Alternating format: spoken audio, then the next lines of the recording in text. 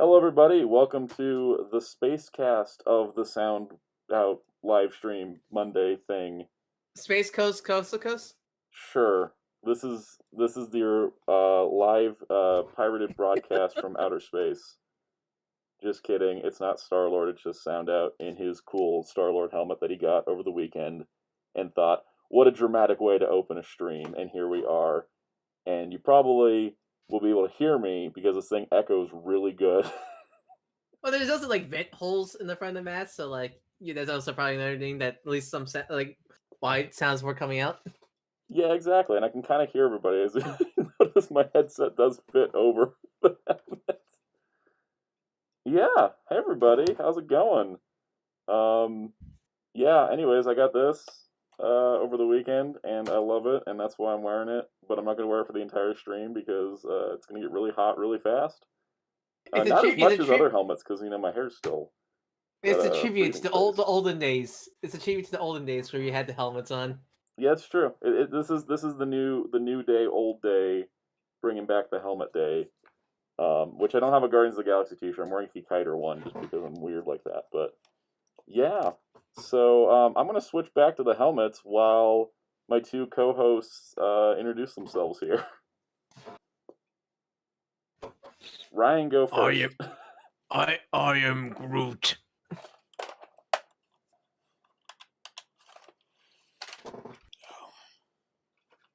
Cal, what about you?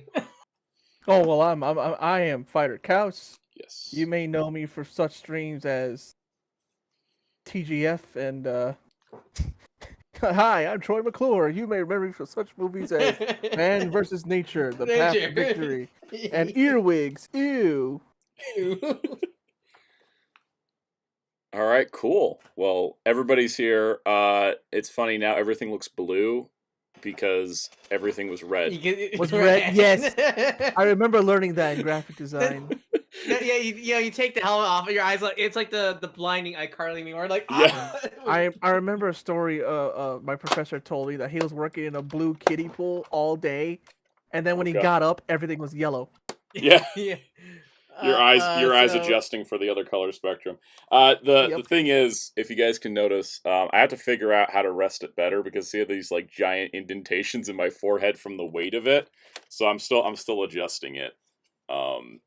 But I do like my helmet. I do like my helmet. So, first off, welcome to the chat. Matiki T, Common Jojo, Collector K9, Common 64, Swift the Crow, Donnie Pearson, Spindash, Chris, True Hellfire Gaming, and Super Shag Boom. Yay! Welcome everybody. I definitely had fun doing that opening, but now I can see just the red. Like I don't know. I think it's because I might have had it too tight. So for anyone curious, it's got this giant like springy back head plate to like lock it into the face. So I think what it was that this part here is rubbing against my forehead as opposed to the actual like resting point up here. So I'm gonna have to adjust. I think it's too tight. I think it's causing it to slip down a little bit.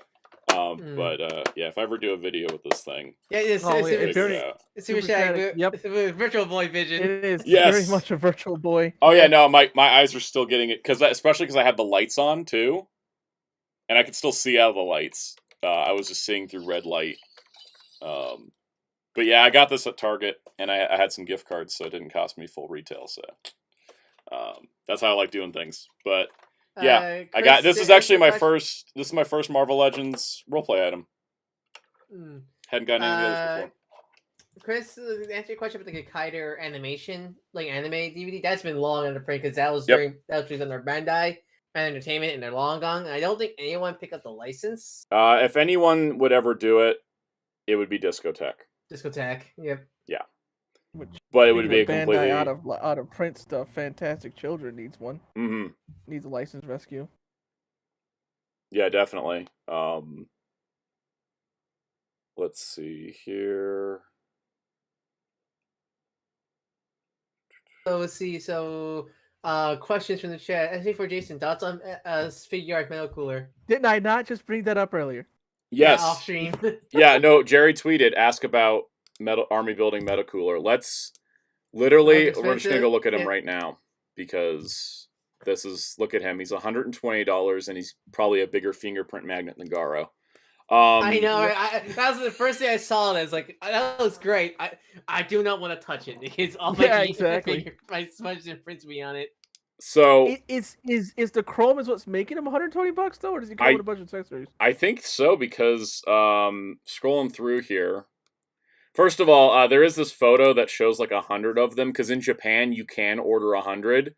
But not US. Yeah, Spin Yeah, Dash clarifies even. 12,000. It let you order 100 in 2 batches of 50. Here, U.S. site you can only get 6. And the drop down doesn't even show up on the screen share, but the most expensive army builder next to Haslab Sentinel. yep. Looks like he's got 4 faces, alternate feats.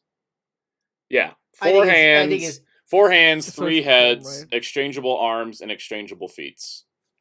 So plus the chrome, so yeah, he's very Yeah. expensive. It's Because the like chrome. the Goku that I finally got, he was only.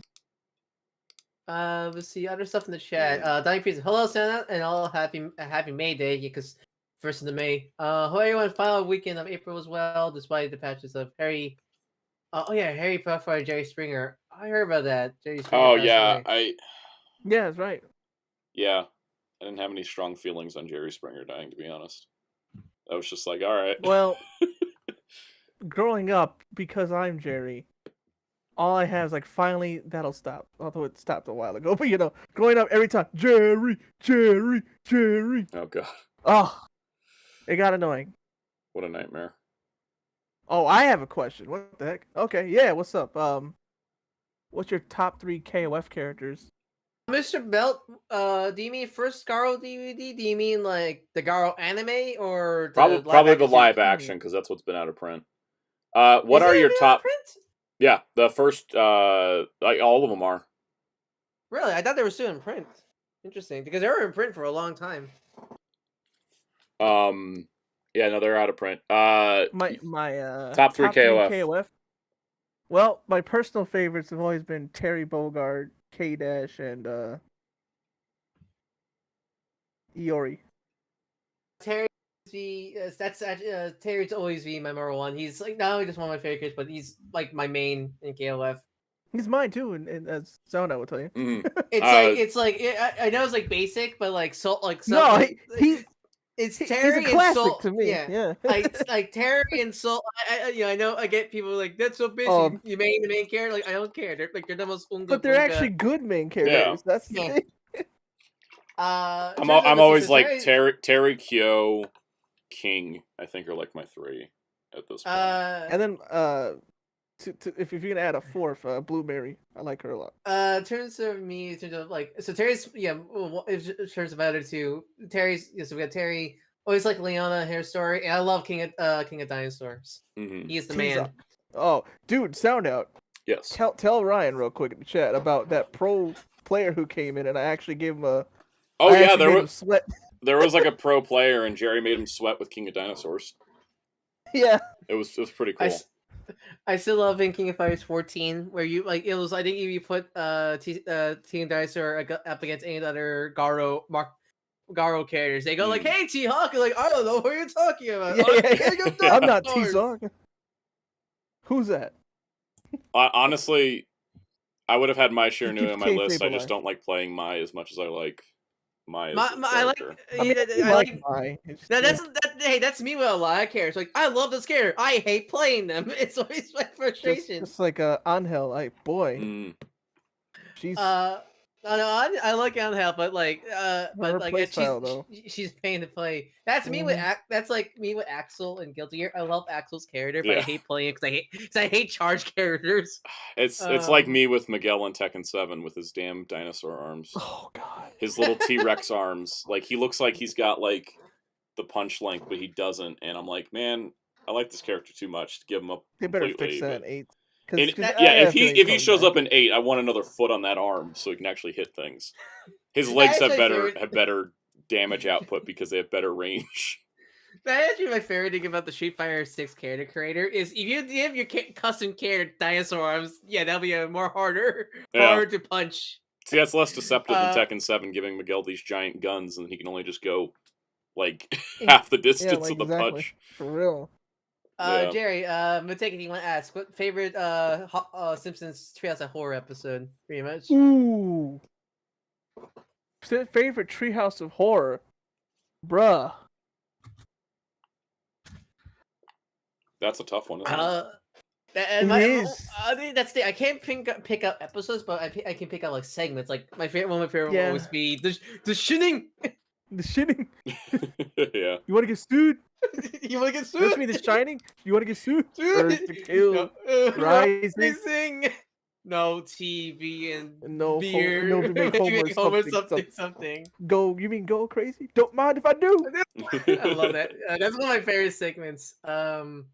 So I like the one where Bart raises the dead. That's like probably my favorite one. Oh, that Because was great. Yeah, the stuff where he's like trying to do the ritual, and he's like saying random stuff, and one of them he goes Caldor, Walmart, part of his like spell, let's see. and it's like who remembers Caldor? Do you want to rapid fire the other questions we've had in the chat so Yeah. far? So, go ahead. comment Let's do Jojo. Are you guys into Dynasty Warriors? I have played some of the mainline Dynasty Warriors games. I haven't played one I played, since 7. I played. minute. I think I played. I think the only one I fully played a lot was the one of the PS2 games. I forget which one specifically though. I of course played the Hyrule Warriors and Fire Warriors. I've played the Gundam ones the most, but that should be up. Oh, yeah. I wouldn't say I'm a huge fan, although I literally have Dynasty Warriors 9 on my Switch right now, Yeah. and I can't wait for the Fate one that's coming out. Wait, is there a Oh yeah, Fate Samurai Remnant. Oh, because I know there's the Fate Exilla games which are Muso games. Those are basically already likes, but this one coming out is actually made by Omega Force. Okay. Yeah. Let's see. Rush Water, will you do editorials? Which one specifically? What kind of editorial do you want to sound? I kind of already do that as is. But just do do you want a them- specific one? I do them You in want the video specific form one? because I'll any time I've done a video where it's like I don't know. I'm thinking about doing one about the Playmate Star Trek toy line about how you it's do one? dead in the water.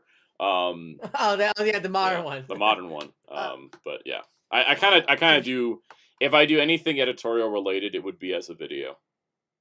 Super Shadow Boom. Do you guys know there were etch figures, Harry Potter and Lelouch Code Gas figures? I knew about the Harry Potter ones. I didn't know about the Lelouch one. They made one Lelouch as Zero from season 2, and that was it. Was that like an old figure, right? Was that like near the first year? 2015, I think. Okay, I must be thinking of the old figures that tie into Code Gas, maybe. See, so Collector K9, so Sam, because I haven't caught a stream or checked Twitter in a long time. What do you think of Ultraman Blazer? Blazar's great. Everything they've shown so far I'm excited about. It just feels like Taguchi's getting to cook the most exquisite meal we've ever seen, and I hope it financially turns out well. And considering all the toy pre-orders sold out really quick in Japan, I'm actually thinking that's actually a good sign that it's going to pay off as well. I'm actually excited for this, and I'm not usually looking at Ultraman that much. Yeah. Yeah, no, I think for me, what sold me is having an older protagonist again after so long, with a wife and child. Like, yes, as like one of my favorite characters in fiction is Kotetsu from Tiger Bunny. So it's like, I need more of that, please.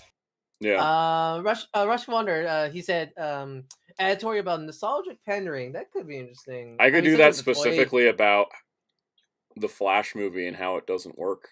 You mean how literally the second trailer, which is Michael Keaton Batman focus? The thing is that, and I know this is different for everybody, but for me, Michael Keaton's Batman rolling up into a movie, acting kind of tired, saying lines from his movie like they're catchphrases, and then switching to a CGI rubber double is like not. I have zero interest in it. Like I have zero interest. I saw the trailer finally, and I was like. It frustrates me because as a Flash fan, like it's like it's not a Flash movie. It's all Jeff Johns' fault. At the end of the day, it's all Jeff Johns' fault. Also, like he wrote one mid-Flash event and made it the entire like crux of the character in adaptation. Yeah. And I think it's also like him as a person aside, and maybe just more realize that, oh my god, Ezra Miller was a horrible casting as Barry Allen of all people. Like outside again, him as a person aside, I think he's the a bad casting is weird, because- and it doesn't work. And the problem I have is that the movie has 3 Ezra Millers in it, 5 minutes of Ben Affleck, Michael Keaton reciting lines like their catchphrases, and a Supergirl who has no personality. Like, she might be better in the movie, but all she does in the trailers is just punch things. Yeah, it's blandest Supergirl I've ever seen, It's or so- Superman girl. I don't. No, so She's it's so supposed to be weird. Clark or no? It's No, still no, Kara, but she's essentially the replacement for Oh, okay. Superman in the Flashpoint story. It's so weird because Blandest she's girl named Kara, but there is a gender bent female Superman in a different Earth, right? Officially, There's like because 7 of them, but yeah. See, that's what I was confused. The thing is, what it is Kara it's- or a gender bent Superman. What it is that Michael Keaton Batman is replacing Thomas Wayne Batman, and Kara is replacing Project Superman. So, like, it's the Superman and Batman parts in Flashpoint are just done by Michael Keaton and the new Supergirl. I'm surprised Cyborg's not gonna be in the film. He was because how supposed to important have he been, is. but Warner Brothers Then sucks. Ray Fisher. Ray Fisher was like, I was treated poorly because of my race, and Warner Brothers said, okay, cool, you don't get to be in a movie. And he's like, fine, you were only giving me a 5-minute cameo anyways. Even though he was like, I think everybody unanimously agree he's the best part of both Justice Leagues. Yep. Yeah, I liked them a lot. But, let's see. And Buteki T, I can't say that the original Supergirl movie is better than The Flash, but Supergirl in that movie has more of a personality than what we've seen of Kara in this movie far. I don't know how she is in the movie itself because I haven't seen it. I don't know when I'm going to see this because I honestly don't care about this movie. It's one of these where it's like the trailers just have her as stoic woman, pretty much. Yeah, She just shows up and punches things. It's like every bad adaptation of Superman. Mm-hmm. Let's see. So Donnie Pearson. Speaking of Star Wars, 3 days to Star Wars, May the 4th. Yep. I got a pre-order Black Series figures on that day. Let's see. Gotta get my Doc Ondar. Really want to pre-order different. Chris, what about the IDW news? Because there's a news. Yeah, I thought about doing the IDW news as a news topic today, but I found it to be too depressing. Short version, and I'll just keep it brief because we need to see how this will shake out. Short version: IDW is reducing their staff. They're cutting big executive jobs, marketing positions, and they're reducing their cost and took themselves off the stock exchange because they're doing bad. It's not quite doomsday, but it's not a sign that they're doing well, and it's kind of concerning that they're downsizing their company to try to save it. So we have to see if that's going to work or not. Yeah, because I've been seeing that going around with especially the Sonic community with IDW Sonic, and the research people say like it looks like IDW Sonic is like literally the only thing like keeping the company afloat. It's Sonic, Ninja Turtles, I think, are the two biggest things. The problem with IDW is that IDW expanded into video games, board games, and movies when they really shouldn't have. That was their mistake. I remember like seeing those Batman anime series board games saying like IDW published. I'm like, wait, what? Yeah, and then they also lost huge. The Hasbro deal. Losing the Hasbro stuff because apparently IDW wanted to keep the Hasbro properties. Hasbro was the one that pulled out. My speculation on what happened to Transformers and G.I. Joe, and this is pure speculation, but this is just based on everything I know about the industry. I think Hasbro wanted to raise the price of the Transformers and G.I. Joe comics license. IDW couldn't afford it, so they had to drop it. And then Hasbro took that new higher price and shopped it around to every publisher, and nobody picked it up because they're asking too much. I think it's legitimately what happened because it has been 1 year, 5 months since IDW was announced to be losing the license, and not a single publisher has announced they're getting the license. And my guess is that is the problem with the license, is I think Hasbro wants too much for it for a comic license. Like, you license Transformers to a company to make toys, it's one thing, but when you're licensing comics, you have to remember to keep that price low because comics do not sell that well. And I think Hasbro, who has clearly shown they don't understand a single industry they're working in right now, doesn't understand that they're probably asking for too much on that. Yeah, because I don't think comics is I think people over exaggerate how comics like how well they do. They do they're still going to this. I mean, like people they're still going to this day. Like the comics are doing fine, but they're not like They're not cartoons or stuff or anything. Like comics are So- are a niche medium, even if they're the source of a lot of big movies. They're still a niche medium. And I'll say this, like for anybody who's trying to say manga does better, they're the same niche. It just it's just because you think one does, one. I always say that I don't think manga like neither one. We have no idea how doing manga better. does. The only reason we have idea of how manga does is because they actually release sales numbers. Diamond hasn't released sales numbers for comics in 5 years. Yeah, so there's no actual way to compare how sales are going in either direction because we don't have the comics numbers because of Diamond. Let's see. But anyways, that's I don't Jerry, what do you think? You follow comics. Do you think I'm about right with they're probably asking too much for the license? They kind of are. Because like somebody would have picked it up by now, right? Like it's not like Transformers is dead. They have a movie coming out. You think somebody would have gotten it. We're sitting at 17 months later. It reminds me of Capcom with Darkstalker. They for some reason legitimately thought that Darkstalker should do like Call of Duty numbers for sales. Yeah. And they were actually like, well, I guess nobody wants to do Darkstalkers. Like, well, what are you doing? That's not. It's. And then you have, you gotta love, and then it's one of the things where it's like, and then we have Mega Man Battle Network Legacy Collection. 1 million sold worldwide. Oh, geez, I think people like Mega Man. Yeah, you'd think, right? It's corporations suck, and corporations never understand the value of their product beyond the money. Yeah. Let's see. SA4J2. Will you ever do ultra vinyl skits like the ones in Trigger or Ginga? At the moment, the closest you get is the Ultra Absolute Tartarus one from the Mabius video. Welcome to the chat, Zero Films. Spin Dash made a good point. Flash is gonna be one of those movies that could have multiple deleted scenes. There is more cut content from the Flash than what we'll actually see in the movie, and we'll never see any of it. And I don't think we're never gonna get a blank cut. Well, because there is no extra cut. It's just they keep shooting and re-editing this movie, but it's to the whims of Warner Brothers, and they're never going to release a director's cut again because the Snyder Cut bit them in the ass. Because it made everyone go, "Oh, Warner Brothers doesn't know how to handle the franchise." Because look at all the good stuff they cut out and just threw away. Let's see, Andrews, do you guys like the MonsterVerse movies? What are your hopes and expectations for upcoming Godzilla X Kong? I like the MonsterVerse movies. I like them a lot. Good. I love them. Good. Like they're not deep movies, but like they're like pure popcorn films. For me. King of the Monsters is so good. It's so good. I haven't seen the two like declared the best ones, King of Monsters, Skull Island. I still need to see those. Yeah, two. Skull Island's my favorite. King of Monsters is really good. Like Skull Island, I hear it's a film that's like actually really good outside of the kaiju stuff. No, I showed Skull Island to my grandfather, and he loved it. He really enjoyed it, and he was enjoying it because it was like, and especially because it's a period piece, and it's also King Kong. Like it's just really approachable as a movie to people that aren't used to kaiju stuff.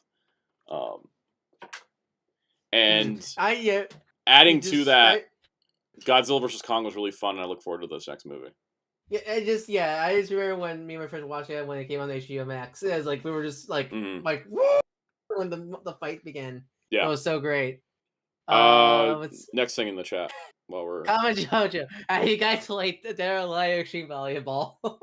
No, I only stick to the true form of Dead or Alive, which is the fighting games where everything is super serious. Jerry, how you play Extreme Volleyball?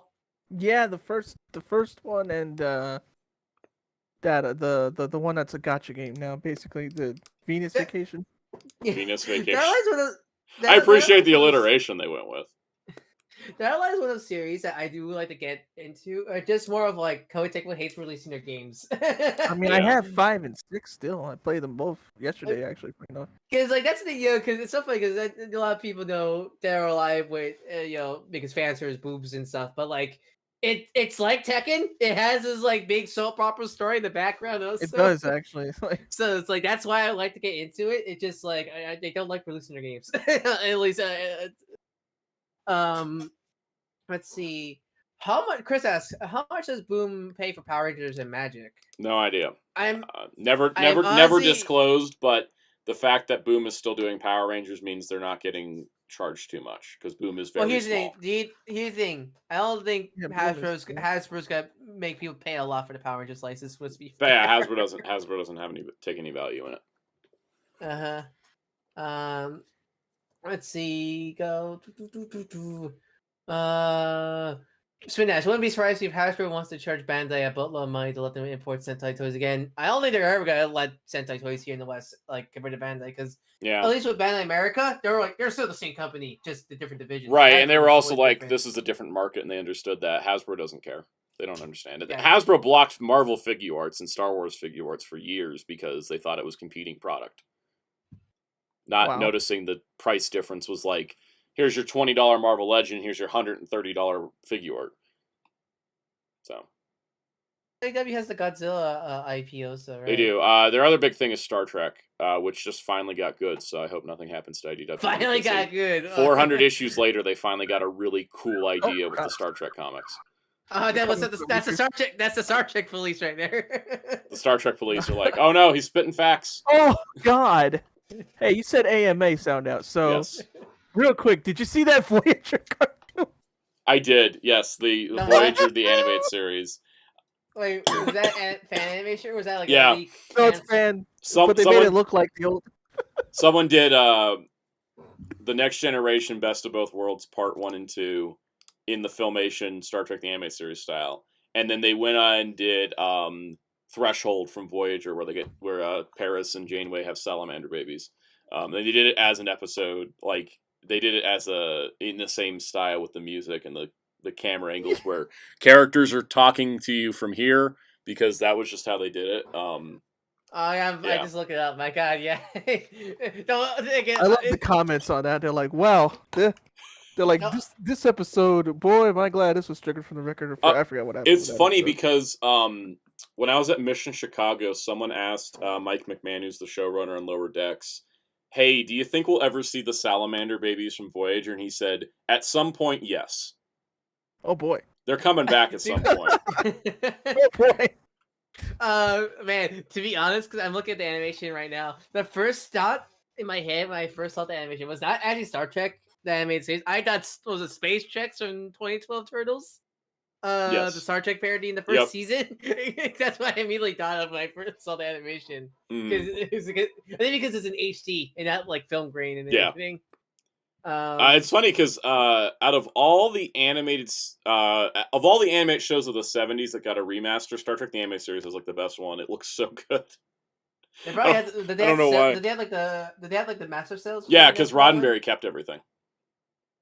Gene Roddenberry kept everything, so that's why they can make the original series look so good too.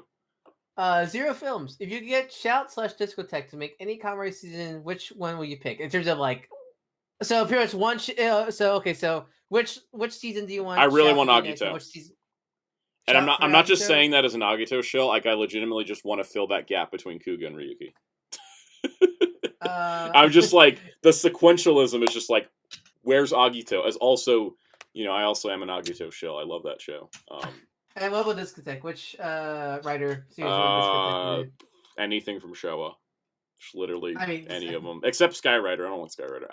I'll buy Skyrider if they make it, but I don't like Skyrider. Personally, Hot take Super One. Personally, so I'm not sure they could because of licenses. Because Yeah. of, but I like them to release Black Sun. But be I don't cool. think they could. I don't think they could because maybe there's some weird Amazon rights Yeah. music going on with that one.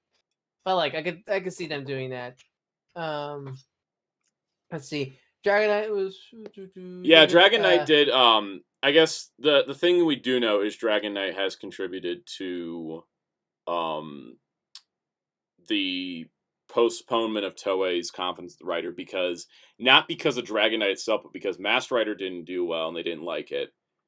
Dragon Knight they liked, but it didn't do well. So it's just like they're like, well, now we're trying the third time. Let's, you know, Try- Toei even said they're focused on Latin America and Southeast Asia before they're focused on U.S. Canada. So that's where we're at. Dragon Knight's failure is always an interesting thing because you need They kind of it's sort of always- made the show before. Like the thing was is that they made a pilot. Cartoon Network picked up the pilot.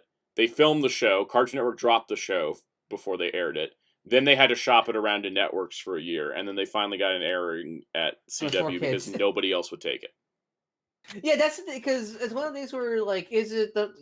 I always wonder is Dragon Knight's failure because of itself, like not terms of its quality, but more of like because no one was interested in it. Nobody was. Or None of the because- networks were interested in it. It ended up at the CW through the 4Kids block simply because no one else wanted it. Well, that's what I mean. Was it no one was interested in terms of like general, like the general audience, not like the TV, but was no one interested because of the general view, or because like because I remember 4Kids they barely showcased their advertising. They didn't. So it's like I think it was just one of those. It's here to fill a time slot, and there's a toy and contract. the toy line came out late, didn't it? Yeah, Didn't it come the out toy line late? started about halfway through the show. They didn't have that. Didn't Yeah. 4Kids cancel the series, and the only way to watch the 5 episodes were on 4Kids.com. That was the dumbest thing ever. Like, oh, you can only watch the last 2 episodes on the website, and it's like, why don't you just air them? You know, if you're gonna cancel a show, cancel it sooner. Yeah, no, I mean, man, it's one of the things where like, as much as we could pull poo to 4Kids. Their site was great to watch stuff. Like they actually had everything on there. They I did. heard that's how I watched back. That's how I watched the remaining final episodes of Back to the Sewers as a kid. There's a lot of good questions about why I like Agito. I like Agito. The main reason why I like Agito is because it's the one and only time I've seen a writer show successfully tell a multiple writer story. Like, for example, G3 is not a supporting cast member of Agito. Gills is not a supporting cast member of Agito. There are 3 different stories. There's the Agito story, there's the G3 story, and there's the Gills story. Every writer acts like a main writer and has their own supporting cast and their own lives, and they have a common threat that they have to work towards together. And so that gives the show so much more interesting narrative structure than having like 5 common writers who all hang out together in some eating establishment. You mean so practical? Okay, not Sentai. Right, pretty much. That's kind of the thing. Is I think a lot of writer shows take a lot of from Sentai in the modern era, especially like after you get out of like I think it's pretty much like Kiva onwards. You get all these writers living in the same place, or they all meet up in the same place, and Agito also Agito's characters are older too, which helps with this. But it does feel like they have separate lives, and while they're more acquaintances than close friends, and I think that dynamic is really interesting because we don't really see that as much. It's usually, here's the group that hangs out with the main writer, and then here's the rival guy that we have to fight sometimes, and then here's the villains. Whereas, like, Agito is these 3 separate stories, and each story kind of stands alone, but as the show progresses, their lives become more intertwined because of the villains they have to fight. And I like that a lot more than the more Sentai-like approach that a lot of writer has taken, where it's like everybody just hangs out together because even though like there's times even in Ryuki where it's like Ryuki and Knight I don't think would hang out outside of writer stuff, but yet they do anyways. Or they hang out with Zolda even though, you know, he's got a job as a lawyer. It's like the Agito format they had of like here are the individual lives of these writers and they actually have full lives around them. They're not each other's supporting cast. I think was really cool. For me, what like makes me like Agito and Kuka, like since I like both equally, is because I think is how weirdly enough down to earth they are. Like it's weird because it's they're the more magical theme writers, but when you go to their Godai at was it Takumi right? No, I'm thinking of 5. What's Agito's civilian name again? Shoichi. Shuichi. Yeah. What I like about Shuichi and Godai is they are literally just normal guys. Like it feels such a Shoichi has this whole writer. like amnesia angle to him, but he's just kind of a normal dude. Yeah, and I think I think it's more like maybe it's my whole bias because I'm more of a bigger Ultraman fan, but I just like how like heroic and nice because they're not like superhero heroic, they're just literally just nice dudes. And I think especially with Godai's with Godai essentially in the finale of him falling apart because seeing all the grungies. That's such a interesting care, but it makes me happy seeing he didn't lose any of his values at the end. He still is his normal self even through all the. That's why Kuka is one of my personal favorite like Tokusatsu series. It's very similar to why I really like Garo, because Garo is is the whole the whole point of Garo is he is literally the thing that shines in the darkness. Like he is the hope for humanity, even though humanity is the reason why wars are around. It's stuff like I always like dynamic, hopeful stuff like that is why I always like those series, and it's why I'm not a big Five fan, because that show's too depressing and mean. I can't even get through the first 10. Toku Texas Cosplay asked a question. What are your thoughts on X-Aid? Do you have any toys from the series? For me personally, I enjoyed X-Aid, even though I'm not like a super huge fan of it. I actually don't own that many toys of it. I have a few Gashettes. I got the Kamen Rider Chronicle Gashette that came in the box that looked like the one from the show. For me, X-Aid was weird because I didn't vibe with it at the beginning until like Laser died. And I was like, oh wow, this show's actually kind of cool. And I really liked the setup for the Kamen Rider Chronicle arc. But I did think that the last arc when they were fighting Kronos just lasted way too long. It was just like Kid Buu levels of, oh my god, can this end already? We're just doing the same thing every episode. We're fighting this guy to futility because the show can't end because we got to beat this guy, and they needed to mix in some more villains for them to fight besides just Kronos, because they kept fighting just the one dude all the time, and we as the audience know they can't beat him yet. The show's not over. I think that was my only like major problem with the show, was that like that final arc dragged really bad. X8 is a series where I used to really enjoy it, but it's more I don't dislike it now, but it's more of like I keep thinking in my head that like, man, I kind of want this just to be a Digimon series where their like Gasha buddies are like actual Digimon, and they quote unquote biomerge or fuse with them or something like that. That'd be cool. That's what I can think of. Like, I think this is a video game theme series. It kind of like the video game part of it was only relevant to Gim's story. Yeah, really enough. Gates has felt more like an actual video game theme writer series, that even though it's technically not technically by technicality, but even though it's definitely video game stuff. It's clearly more based off Fortnite Battle Royale than like Battle Royale and Hunger Games. It's Geats is interesting because it's like Ryuki without Ryuki's got more of a finality to it. Like you get eliminated in Ryuki's Battle Royale and you're done.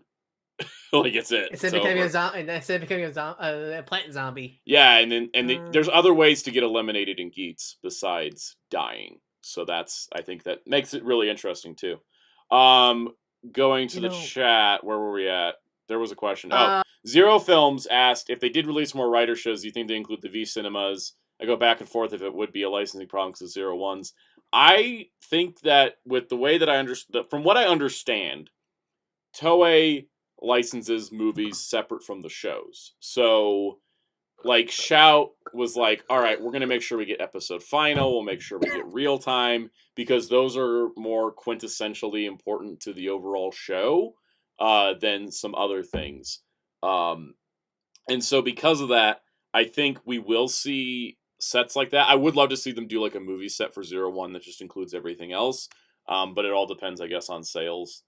I don't think we're gonna get the Brave. If they ever release X, I doubt they're gonna include the Very Violent Brave special. That was a Televikun special, so definitely not. Because the problem is that if it's a Televikun special, we'll never see it because those are locked to Televikun. Yeah, and we didn't get the 13 Writers special because that is also a separate license, and since it's an alternate universe, I think they decided not to include it.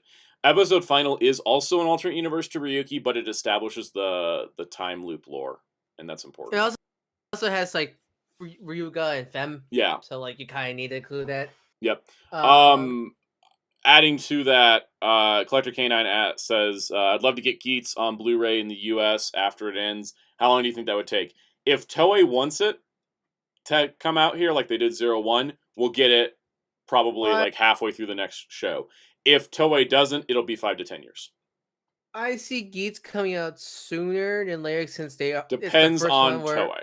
if they want it Yeah. out over here or not. Because they pushed 01, and I realized it's because they had a comic deal. And I That- kind of see yeah. Geats doing. I can see them releasing Geats because it's. I mean, it's banned. That's more of a ban idea, but they are releasing the figure arts here in the That's West like my also, one like hope. everything. Yeah. And I feel like Geats can do well here with the whole battle royale stuff and the Definitely. kind of stuff. I can see it going. Let's see other questions. Scrolling back up a little bit, reading other questions we have. Di Pearson wants, was it the lizard people in Star Trek Prodigy or what was it? Yeah, the Voyager? Oh, it was from Salamander. Voyager, the weird, The that was Salamander weird. kids. Salamander kids. By the way, guys, if we missed the question, you can ask it a second time. That's not a problem. Just give us a few minutes to go through because sometimes we may miss something. Just especially with the chat. The chat's active, and I love that. So, Sig, I wonder why Shaw hasn't gotten Dragon Knight. They had the Ryuki. Oh, they had separate Toei doesn't want to licenses, give it to and- him. Yeah, I think it's probably why. I believe they have already asked, but they got told no. So, Donnie Pearson, speaking of, we are a month and 2 weeks away from the season 2 premiere of Strange New Worlds yes. for Star Trek. And I have, I don't want to call it insider info, but if Playmates wants to do something cool, they should reveal the next wave of their Star Trek figures in 1 month and 2 days. But that means Playmates must listen and do be smart with their You marketing. ever notice For 1 month Soundout? and 2 I'm not weeks, even whatever it is. pretending anymore. Yeah. Soundout won't let me pretend to hate Star Trek anymore. No, you're too deep now. You're. God, Sometimes Splash I do think that that Jerry is a bigger Star Trek fan than Wheels. At least in the obscure trivia knowledge category. Sunash, I remember asking the Wii/DS game for Dragon Knight playing games like, you guys ever played the Dragon Knight Wii game? The Wii game did, is I've great. seen it. I never had it. It's I- so good. It is like it's top really 10 Wii games for me. It's Climax Heroes, but with all Ryuki Dragon Knight riders. But It's, the adventure mode they put in is like super fun. yeah, with it. Yeah, that was great. I remember Yeah. I remember when that came out, I asked for that for Christmas, or I remember seeing a GameStop and asking my dad to buy it. I remember that was. I never great, played the and DS game, but that was a completely the DS different game was weird. Yeah, it's like a whole 'cause, different thing. But the Wii Wii game was game- amazing. The Wii game is developed by 8ping, who did NBC3 and DNF Duel, and in the DS game was done by Natsumi, which I Mhm. don't think they did much fighting games. And I remember you see reviews of being very janky. Yeah. But honestly enough, it looks like the Ryuki PS1 fighting game. Funnily enough. hmm Let's see. Oh, Smith the Crow's got a good question because this is a straight follow up. Smith the Crow. Okay, Soundout top 10 Wii games. All right, no particular order. This is just what you're gonna get. You're gonna get top 10, and it's just off the top of my head. Dragon Knight, as we mentioned, that's one of them. Tatsunoko versus Capcom, 110%. Tatsunoko versus Capcom. Come back, but I can't because of license. Yeah. Stuff, probably. That game's great. Okay, now probably Ultimate. No, Clash of Ninja Revolution 3. That was really good for Naruto. That was the Shippuden. That was the Shippuden first one. Shippuden. You know what? Actually, I'm gonna go 2 because 2 had a bigger roster. Yeah, because Yeah. And I'm not doing Wii only games because I can't think hard enough to do that. man, the Naruto. We can make a whole tangent about Naruto games because man, it's I play so much the kid, but it's also so weird because I'll stop you there because you're gonna like sidetrack me and I won't be able to finish this list. Number 4 is Metroid Prime 3. I never played No More Heroes on Wii because I was not yet old enough. I played it for the first time. I had it on Wii. You're a good boy, and not my ready games. Red Steel 2 was rad. I love that game. Oh, that game was great. I remember playing that as a kid. Dragon Ball Z Budokai Tenkaichi 3. That's where I played it the most. Was on Wii. Do you know what's one of the best Dragon Ball games? It's only on the Wii. It's the OG Dragon Ball game. That one. Actually, I'm swapping it out. I'm going that with one. Yeah. Piccolo's. The Piccolo's Revenge. That's swapping out for Budokai Tenkaichi 3, actually. That's my... Revenge of King Yeah, no, Piccolo. that I game's love great. that. Yeah, Yes. I love that game as a kid so much. That one's great. Okay, I know I got others. I don't know if you played, since you weren't old enough, you wouldn't have played Mad World. No, I didn't play Mad That World. game's great. But did you Um, play Muramasa the Demon Blade? no, I know about did that not. game. That game's great. Is that the Tuts- same? Isn't that the same team who did Odin Sphere? Right? Yes, Yeah. Odin Sphere and Dragon's Crown. Yep. Vanillaware. Did you play Oh, what's that Lego game? Indiana Tatsunoko Jones versus 2. Capcom? Lego You Indiana mentioned that Jones. already. Tatsunoko Oh, you vs. did? Capcom is my number 1. Yeah. Oh yeah, that game's great. Oh god, I'm gonna take it. You mentioned MK Armageddon. No. Hey, no, Lego Indiana Jones 2 is gonna be my Lego game pick because that was great. I'm trying to think what other. I have like a case of Wii games in the other room. That's like the Wii games I keep around. Nah, when you get put on the spot, all of a sudden your brain wants to go, huh? You know, just my like brain's check just out. like Yeah. think about the other three. Think about the other three. I tried. Oh god, what was You the never one- played Mad World. No, You never played No More Heroes. I mean, Smash Brothers Brawl was a. I didn't even like instant Brawl. always I'm gonna be play. honest. I didn't like Brawl. Oh, you didn't? Nope. Huh. It is my I might least. have It a lot is of my kids. least favorite Smash game, and I A can't lot tell of you why. people didn't. A lot of people didn't. I was alright with it. You ever play TNT Smash Up? Same as the Smash Up. I'll put that one in, even though it's not as good. I still enjoyed that. I remember playing that as a kid. Sonic Besides a Colors. few games. Sonic Colors is dope. Yeah, that's one I forgot about because of the remaster. LPHS Mega Man 9. Did you play that? No, I didn't. I wasn't into Was Mega that Man on back Wii? then. Yeah, that was on Wii. That was on WiiWare. Oh, okay. What is my? A lot of games I played were Virtual Console on Wii. That's how I played. I played. I did play a ton of Virtual Console on Wii. My whole Wii U Uh, top 10 would be all Virtual Console. Kid, I never knew how to access the Wii channel stuff because I never. Yeah. It took me a long time as a kid to figure out how to connect the systems to Wi-Fi. Mutagi T mentioned the Yu-Gi-Oh 5Ds. There was there was a Yu-Gi-Oh 5Ds. Was that the race? The racing game that was the- fun, but that's it. Speed Racer, the video game. That's my number 10. Oh, there you go. Yeah, You guys ever played the Power Rangers Samurai game for Wii? I played the DS one. The DS one wasn't half bad. The last Power Rangers game I played was Time Force on PS1. You guys ever play Super Legends? Which one? Super Legends. The 50th anniversary game. Oh no, I played that a lot as a kid. Yeah, I never played it. I had Time Force and I had Power Rangers Zeo Pinball. I had Time Force for GBA and I had Ninja Storm for GBA. Did you guys know about that game? Which Mhm. game? The Zeo Pinball game? Oh yeah, that game. It was so weird. It was the Zeo pinball game, and was there a Zeo Battle Chase and Racer game or something like that, where it's on bikes? Yeah, they were on bikes. I think. I love the Dino Thunder game with the The dinosaurs. one where you play as the Zords. That was Yeah. fun. I liked how you could unlock Wild Force and Ninja Storm Zords. That was really cool. Let's see. Other questions in the chat.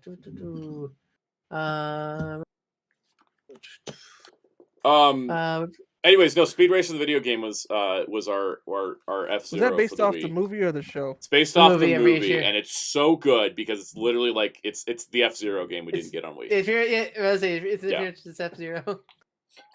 I didn't rewatch that Speed Racer movie. That I movie always is see- so fun. That movie ages so well because where every time you It's- see a live action remake of animation be more dark colored and more grays and Yeah, browns, you just the watch that Wachowskis- movie and your the eyes will Wachowskis- bleed. Your Yeah, the eyes will Wachowskis bleed with like- color. The Wachowski's like, no, color. The Wachowskis were like, "We're adapting an anime. What do you mean you want us to Exactly. tone down Yeah. the color? It's Right? just it will splash you with so much color. Like turn the lights off, just absorb it completely. If you have a mild seizure about it, it's fine. I'm kidding. Photosensitivity is a real danger, and you should always keep aware of these things.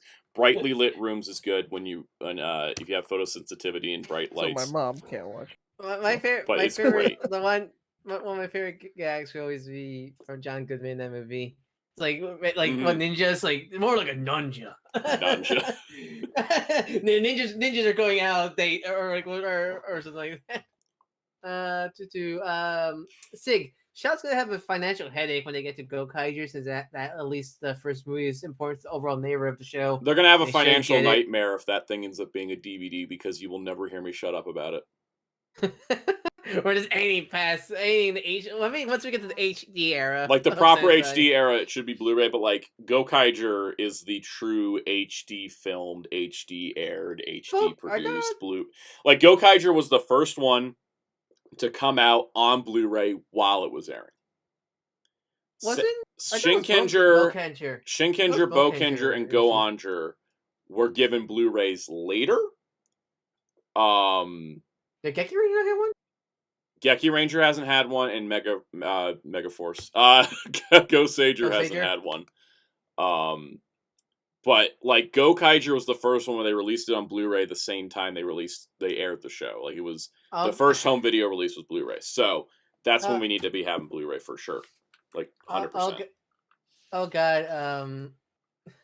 Oh god, as SC4 Jason mentions, Mhm.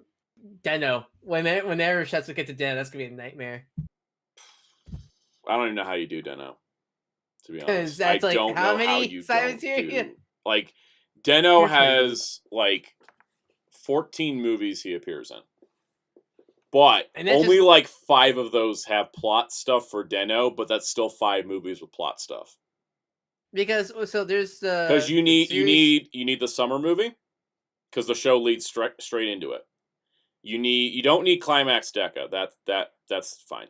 You do need Saraba Deno Final Countdown because that is like the quote unquote finale, and then you need the Show Deno trilogy. Mm-hmm. And then that's just like the So, basics, and That's just the only base. Just those 5 have plot stuff, you know. I believe there's a way they're gonna get it come out. They're just gonna yell "Order Sanjo" and then boom. and they want to It'll be magically appear. bold. If they want They'll to be shout bold, Oe they will. Sanjo past Toei a check, and then there you go. If Exactly. they want to be bold, they will include Majin anime. If they want to be bold. Yeah, I don't know if they're that bold. Yeah, it's the thing is that there's a lot of Deno movies. I'd say the summer movie and Final Countdown are the most important, but episode Red of the Show Deno trilogy actually wraps up a hanging plot thread. What, So what was that movie where it's in the future and it came out recently? I remember seeing it with Wheels. Beyond Generations, Yeah. yeah, that one would be with a Does that Revice count? set, I guess. The Chris asked, crossovers do you are think hard to do because they're their own how do you rights? categorize them, right? Like when they're between 2 writers, which do you release them with? Mhm. So. Let's see. Chris asked, "Do you think we'll see more Sentai manga releases? How many other Sentai manga are there?" There is. We could get at least Jacka. There's Go Ranger came out with 7C, didn't it? Yeah, Seven Yeah. Seas to Go Ranger. There is a Jacka manga. I think there's a Battle Fever J, but that might be licensed by. That might be partially owned by Marvel. Hmm. I think we could see a Jacka collection, but the fact we haven't yet says to me the Go Ranger manga didn't sell well enough. Dang. I think that's the case. I think, yeah, it would. The thing with licensing that sucks, and we always have to go with, is that no matter what it comes down to, did it sell when Comes you to tried sell. it? Yep. Did Yeah. it sell That's- when you tried it? That's the bottom How line. how well is the Comma 01 comic Right. doing? Oh God, don't even. Right, Soundout? Here's a good question, Chris. How long are the Sentai mangas? Because the Go Ranger one was long enough to fit into its own like volume. If they're shorter, like the Transformers mangas that Viz did, they could do those into like here's 3 shows worth at a time. I just don't know how long those mangas are. I mean, that's sort of related, but like I know there's a Yeah. bunch of Ultraman manga, both in like I think in Japan and Korea. I think I know there's Orb manga out there. Yeah. I'm always curious if those ever gonna be localized ever. I know there's a new Jeed manga that's on Super Eye Imagination that I wish we could get. Is that the one drawn by Hiru? Yeah. That'd be cool. I mean, Viz should pick that up. Let's see. Donnie Pearson. I do hope for a Power Rangers / Star Trek comic book crossover to come on Bloom. Ideally, make it so. All right. Yeah. In that case, which Star Trek team? Because it's gonna be Mighty Morphin. Because that's the Right. which Star Trek team they will cross over. Which Star Trek crew you think is the best to team up with the Boom Mighty Morphin team? TNG. And the reason I say TNG is because there's 7 of them, and you can throw in, you could throw in a Green Ranger with your Mighty Morphin team to make it 7, and they aired at the same time. They overlapped in airing, so I think that would be the best fit. Because team dynamic, personality wise, none of the Star Trek crews match a Power Rangers team. Oh man, what if they could get Prodigy to cross over with like Cosmic Fury? Like they did like they did the Batman Adventures, Ninja Turtles Adventures, where it was the 2012 Turtles. That was cool. Oh yeah, with Prodigy or Cosmic Fury. Yeah, Prodigy and Cosmic Fury tie in the 2 most recent. If Power Ranger was still on Nick, they could maybe. Maybe. But then again, they probably wouldn't have got Cosmic Fury was on Nick. Yeah, because like some of the crossovers that have worked in the past with Star Trek was like when they did Kelvin Universe Star Trek with Green Lantern, because those tonally were similar. Or they did Star Trek Legion of Superheroes where they used TOS because 60s Legion of Superheroes. They actually used the classic 60s, 70s Legion. Whenever we get that, was it Tiberius Maximus toy? Yes. From... Oh, funny story, Transformers fans. So Tiberius Maximus, the reformatted Enterprise, before Max's head. yeah, the reformatted Enterprise that became Fort Max's head, or where Kirk became Fort Max's head. The Tiberius turned into the actual body for Fort Max. It is officially in. I'm going to pull up this up on screen share here. It is officially on the new Roddenberry Archive website, archiving every iteration of the Enterprise. Boom. There it is right there. Tiberius Maximus has made its way into official, also with the Green Lantern Construct Enterprise next to it. Tiberius Maximus is there on the Roddenberry Archive, the official Roddenberry Archive for Star Trek ship model variants. If you're trying to send me a link and can't do it through Twitter or Instagram, try emailing me. I think there's a button on my channel. I think there is. Other people have used it. There should be an email button, I think. Because YouTube in the chat rules, they won't let you put links anymore. But anyways, Fortress Tiberius is now in the official Star Trek. Well, it's not like official Star Trek, but the Roddenberry Archive. Let's see. All right, so I do believe that both Star Trek and Power Rangers are multiverses. They are. Spin Star Trek was the first fictional multiverse we technically saw. Spin Dash, do you think Bandai opening a Time Machine Nation store in NYC is a good idea? I'm worried it might be buying up more than you. Because I didn't know it was a store. I know it was just an event. Oh, yeah, they did an event, and at the event, they announced that they are opening a store on Times Square. And Spin Dash on his Twitter has pictures of the location. I saw this. Yeah, I saw those photos. So, but interesting. That's kind of interesting. They're doing just opening a store purely for Tamashi stuff. Yep. Interesting. What was I looking up? There was something. Oh, King Oger.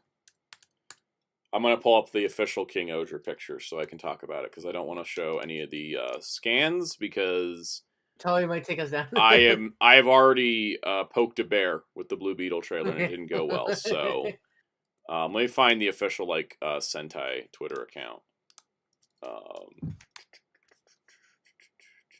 Bandai Sentai, maybe Bandai Sentai will have it. There we go. I found it. Cool. Boom.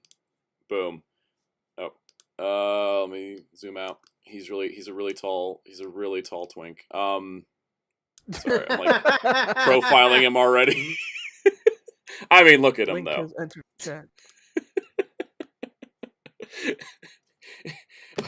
God, there was someone that made this meme, and I forgot what it was, but they're like, every Sentai team has a twink, and if they're not there, they will be.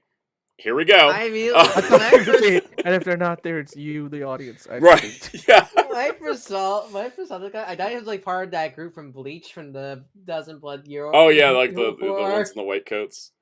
Yeah, when I first saw him. Anyways, so here he is. Apparently, he's been the narrator through the whole show. He's the one who broke the fourth wall. Yep. Apparently, he is the narrator. And apparently he works for God. I'm not exactly sure on the details because the episode airs next week. Okay, yeah. Yeah, I haven't seen this week's episode because I spent too much of the weekend playing I just Jedi saw it Survivor. yesterday.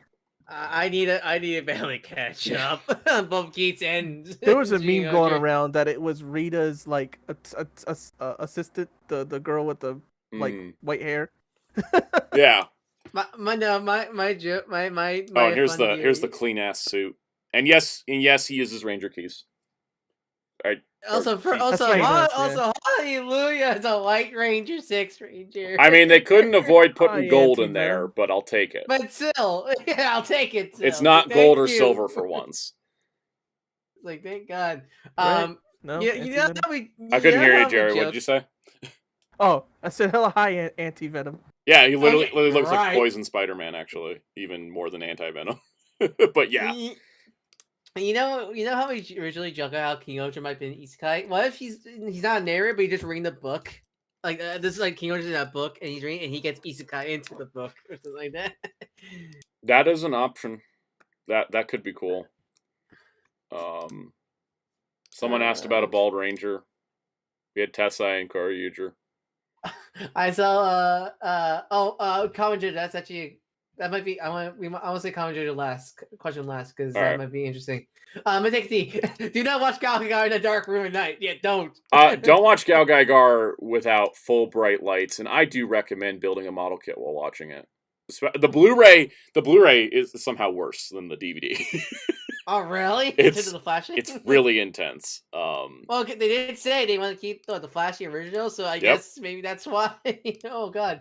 But yeah, I'll just put the suit back up because he looks. Oh god, cool. actually, for Jason mentions when we're talking about because we were talking about Wii games. Godzilla, yeah, guys, ever play any of the Pipeworks Godzilla games like Monsters Unleashed, Godzilla Unleashed, or Saves the Earth? I think I always wanted to, but I never did. The last Godzilla game I played was Super Godzilla on Super Nintendo. Oh, gee, really? Never played any of the 3D Pipeworks games? Nope. The only one I played recently was the one that came out in 2014. The PS4 game, the tie-in with the Legendary film. I do like the Changer because it looks like a Memorial Edition wouldn't be that hard to make. I like it's just a spider on the dagger sword thingy. It looks like it just evaded it. Oh, Smith the Crow says the Adventures of Batman Blu-ray still have the seizure-inducing intros. Do they have a warning for it though? Because Discotek did put a warning on the Gal Gaigar. At least, yeah, put a warning. Which Batman? Which Batman release? That was the Filmation show, The Adventures of Batman. I haven't bought it because I have the DVD and I never watched it. So I'm like, do I care about the show to buy it on Blu-ray? I'm starting to ask myself the question: do I care about this show to buy it again? Okay, so Smith the Crow doesn't have it. I'll probably end up with it at some point. Also, someone mentioned this earlier in the chat.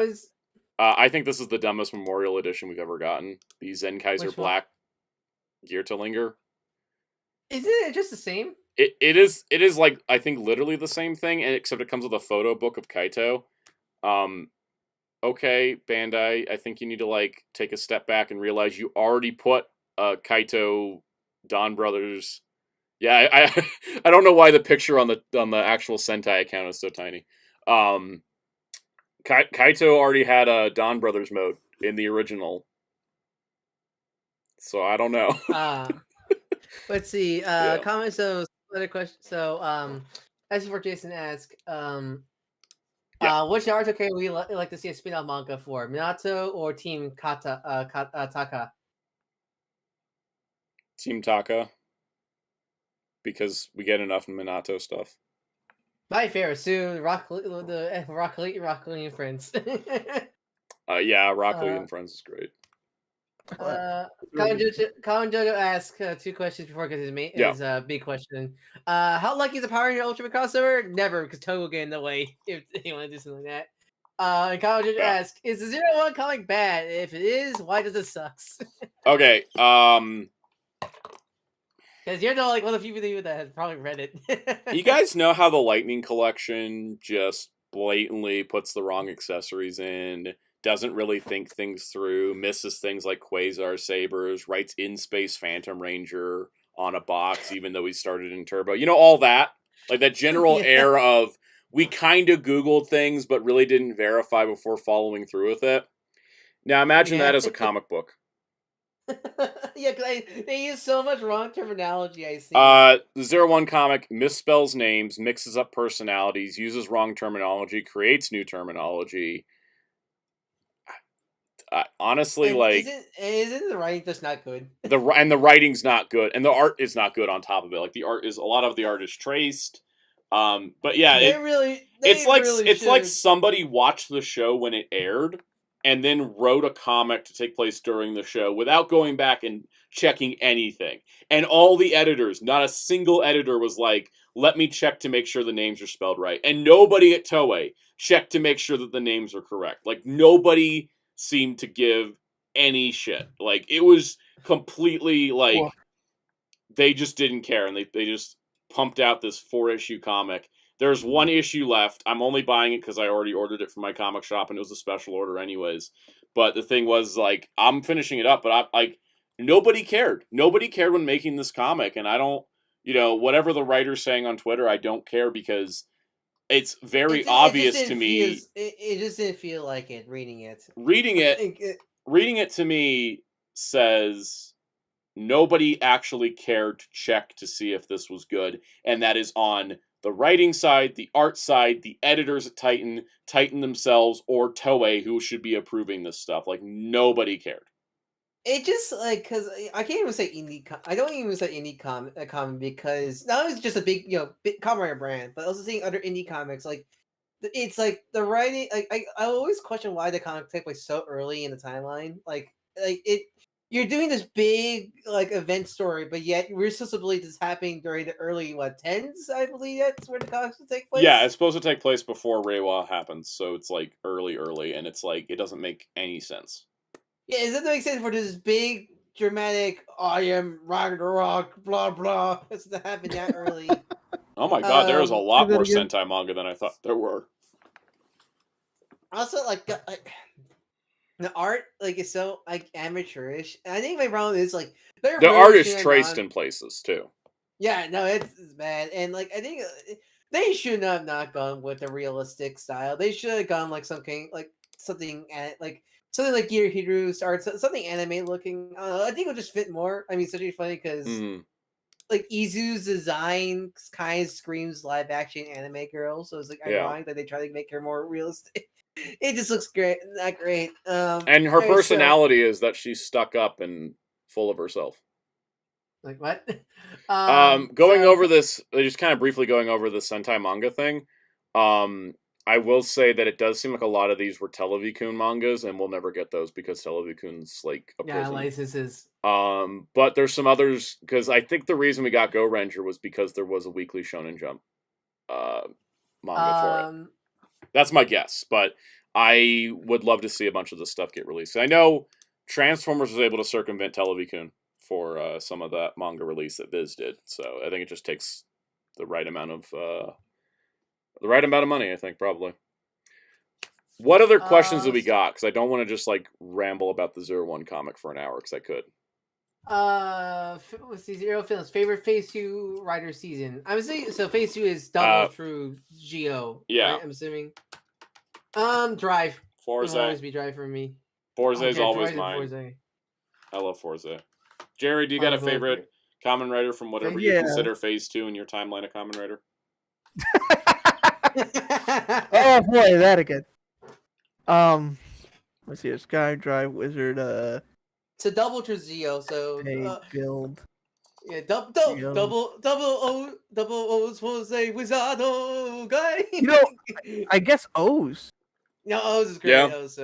Because O's was the last time I felt really invested since like now with Geats. Yeah.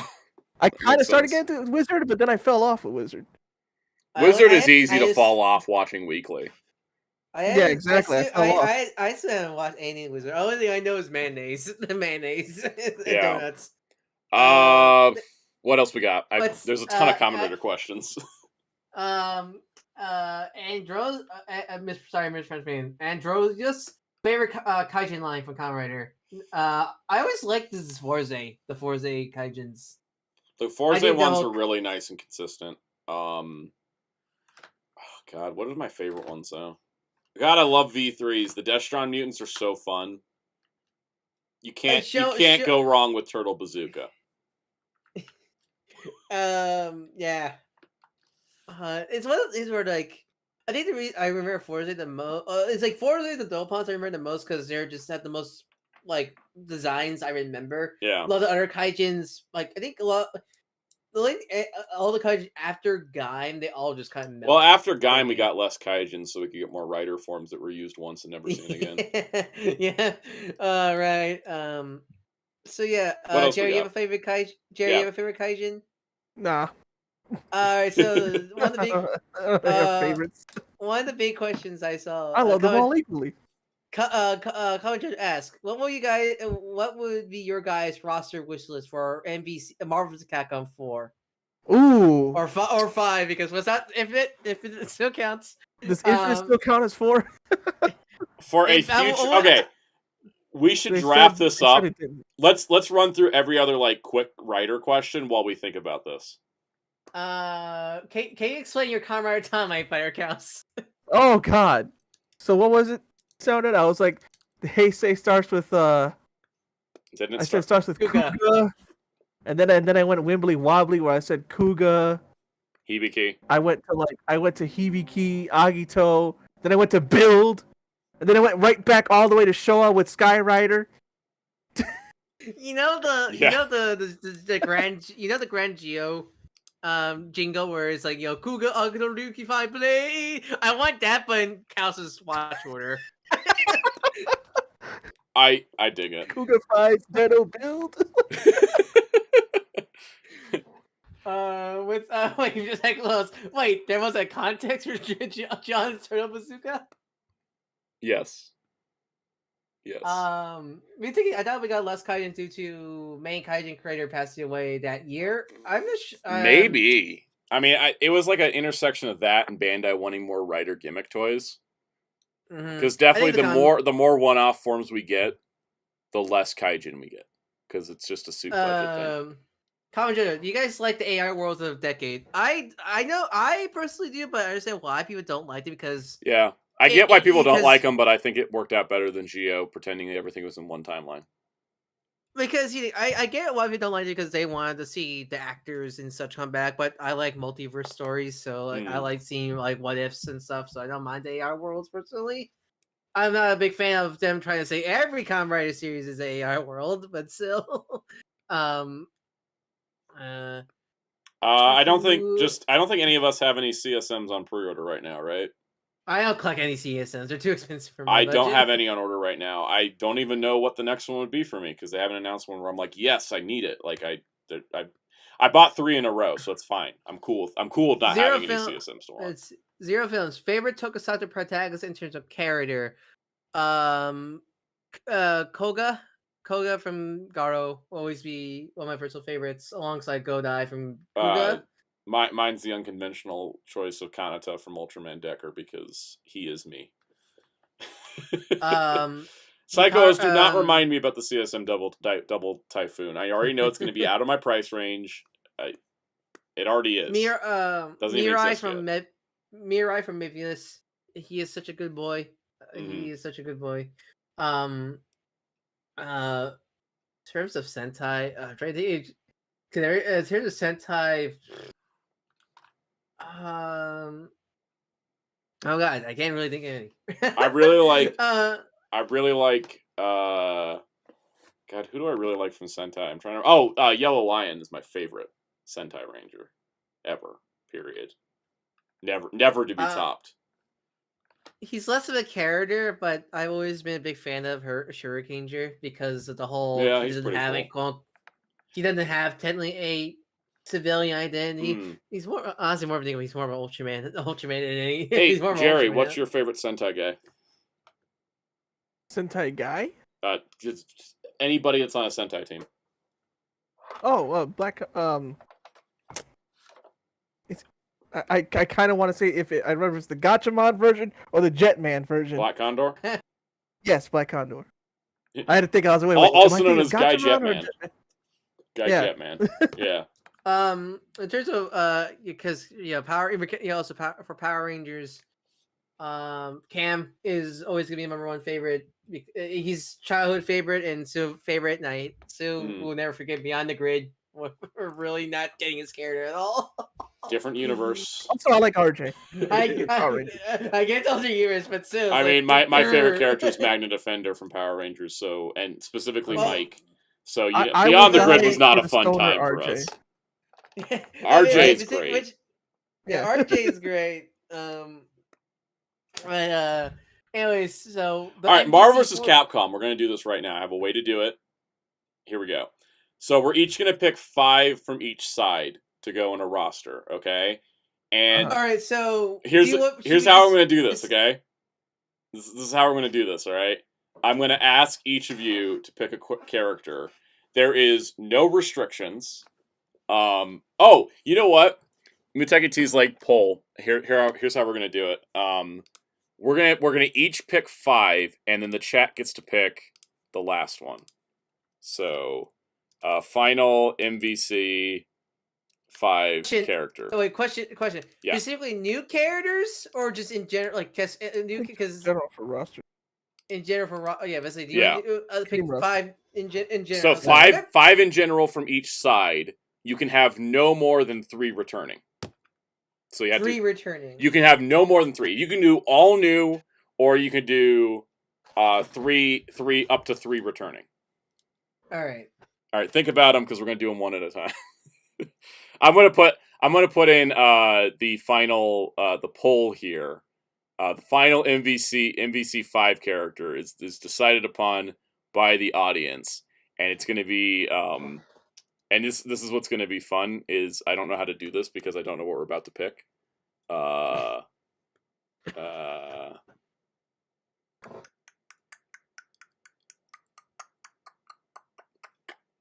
All right, I'm gonna do this answer. It's gonna be fun. Oh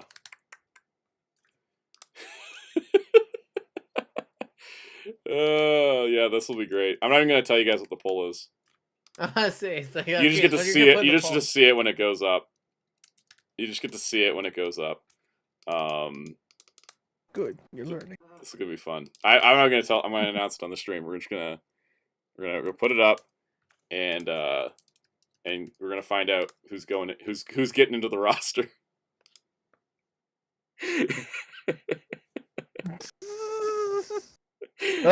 Okay. All right. Oh, So okay. there's the poll for who's the final character in the roster. Damn, It's just like Wheels the is a credit pretty card. No, tempting pick. yeah, it's a credit. It's like think of us as the credit card for Yep. MPC6. Yeah. Which one of us is? Or is it 6 She's 5? 6. We're doing 5. Because we're counting infinite, so that makes infinite's 4. So, all right. So here's how this is gonna work. Okay. So you guys are gonna tell me a character, and I will. Let me write this down. I want to write this down. I take notes this time. We're not gonna just roll this up. I don't want to say if you send a super chat, your character gets in automatically because this has no meaning whatsoever. But if you want to, so 5 characters for each of us. So that's Yep. gonna be 5, 10, 15. 15. So what's gonna be the max roster size for this game? So it's going to be 16 characters because it's going to be 15 between us, and then the final poll is number 16. And yes, that makes it a low roster, but we're not going to sit here and do a 50 character roster because we would be here for hours. See here. All right. All right. Oh, let's pull. Okay, no wait. Before you pull in mulligans, Spider-Man, Ryu. So we already had 2 free. Like they're the free bingo spot characters. Yeah. Okay, so we'll do. So that'll be 17, 18. So that'll be 18 characters. 18, because like Ryu and Spider-Man are the gimmies. All right, so Ryan, who's your first Marvel pick? Marvel. I mean, it's I guess the most obvious. I'm so surprised they didn't put her in MVCI. Kamala is like I literally question why they didn't put her in MVCI. But yeah, that's Kamala Khan is in. Kaus, what's your first Marvel pick? White Tiger. Oh hell yeah! Any Just preference on which White Tiger? Oh God, whichever one was the one that got to be in Ultimate Spider-Man. Yeah. Cool. Just don't let her be just a clone of Wolverine like Black Panther was in MVCI. Nah, this is a hypothetical. All these characters are completely unique, movesets. All right, so my first Marvel pick is Star-Lord, because I'm sitting over here with a helmet. I'm so surprised. I'm surprised he wasn't in Infinite. I mean, look at his helmet design alone should have been. I love this helmet. All right, so welcome to the chat, Infinite. Iwateki T said Stan Lee. That would have been cool. But now if we do it, that means his company that's exploited his death is going to get the money. So. No, but if Stan Lee's the game, I want to be like in the Lego Marvel games where he's like God powers, where he has every single power. He's the 11 or Mokujin of MVC. He just like gets powers. All right, Ryan, Capcom time. So this is technically a new but also returning character. Yes. Zero, but specifically is Mega Man Zero version because. So he's technically a returning character because Zero's in MVC 3 and Infinite, but it's specifically as Mega Man 0 1 because he has new movesets, so he's totally returning, but new. Also super chat. Zero Films, thank you for the super chat.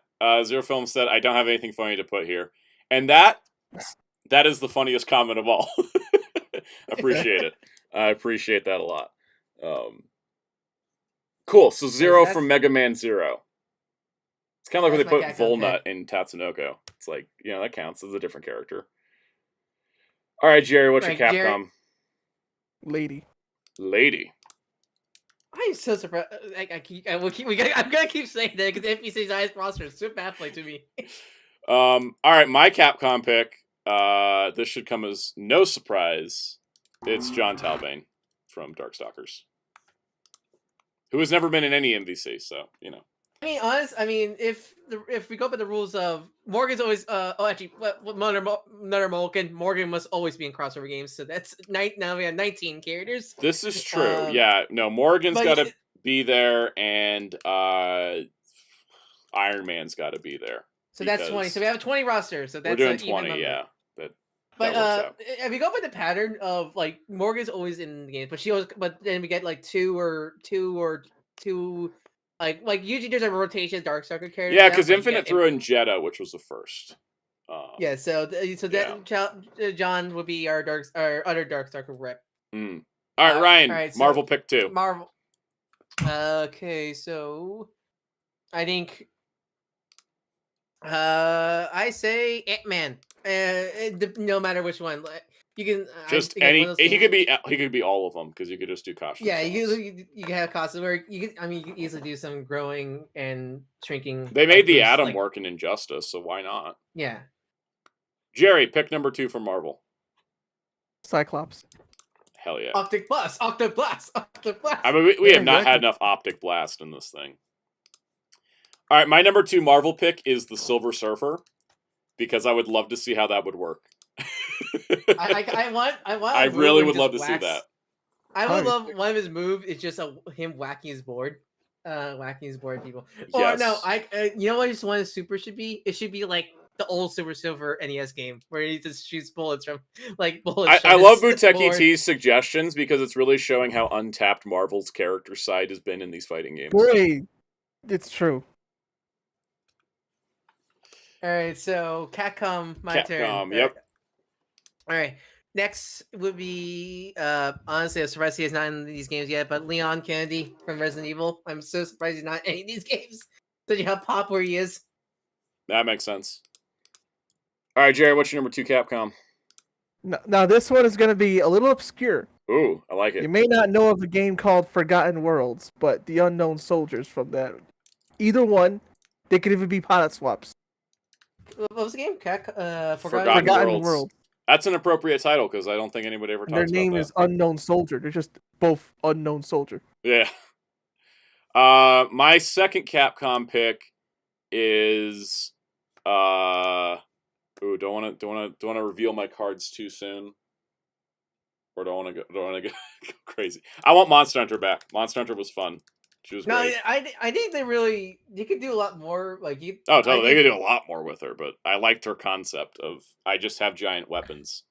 Ignore the fact I'm changing classes mid fight. Ryan, next Marvel pick. Next Marvel. Miles, but not as a costume for Peter, but as his own separate character. You could do a lot more with the Venom Strike stuff. With him. Venom Strike, the camouflage. Right. That'd be great. Exactly. Mm-hmm. All right, Jerry, Marvel pick number 3. Jubilee. Ooh, love it. I love the X-Men. I love the X-Men vibe here. You know what? I'm going to keep the X-Men vibe going. My third pick is Storm, because Marvel vs. Capcom is never good without Storm. Exactly. She is essential. All right, Ryan, pick number 3 for Capcom. This is number 3? Number 3. Yeah. Tessa from Red Earth. It's a magic mage going on here. I like it. I like the Red Earth rep. That's a cool idea. All right, Kaus, Capcom, pick number 3. Capcom number 3? Yep. Batsu from Rival Schools. Ooh. Yes. All right. And then I'm going to go with my third Capcom pick is continuing the adventure in I Just Have an Agenda here. It's Lord Raptor from That's Darkstalkers. your three.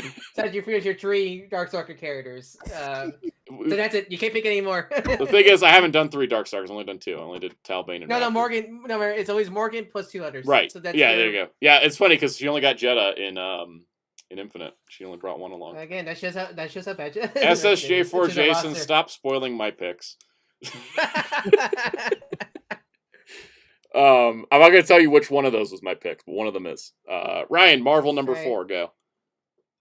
Team with X-Men name, Magic. I think she can work really well. Ooh, I haven't thought about it. You're right.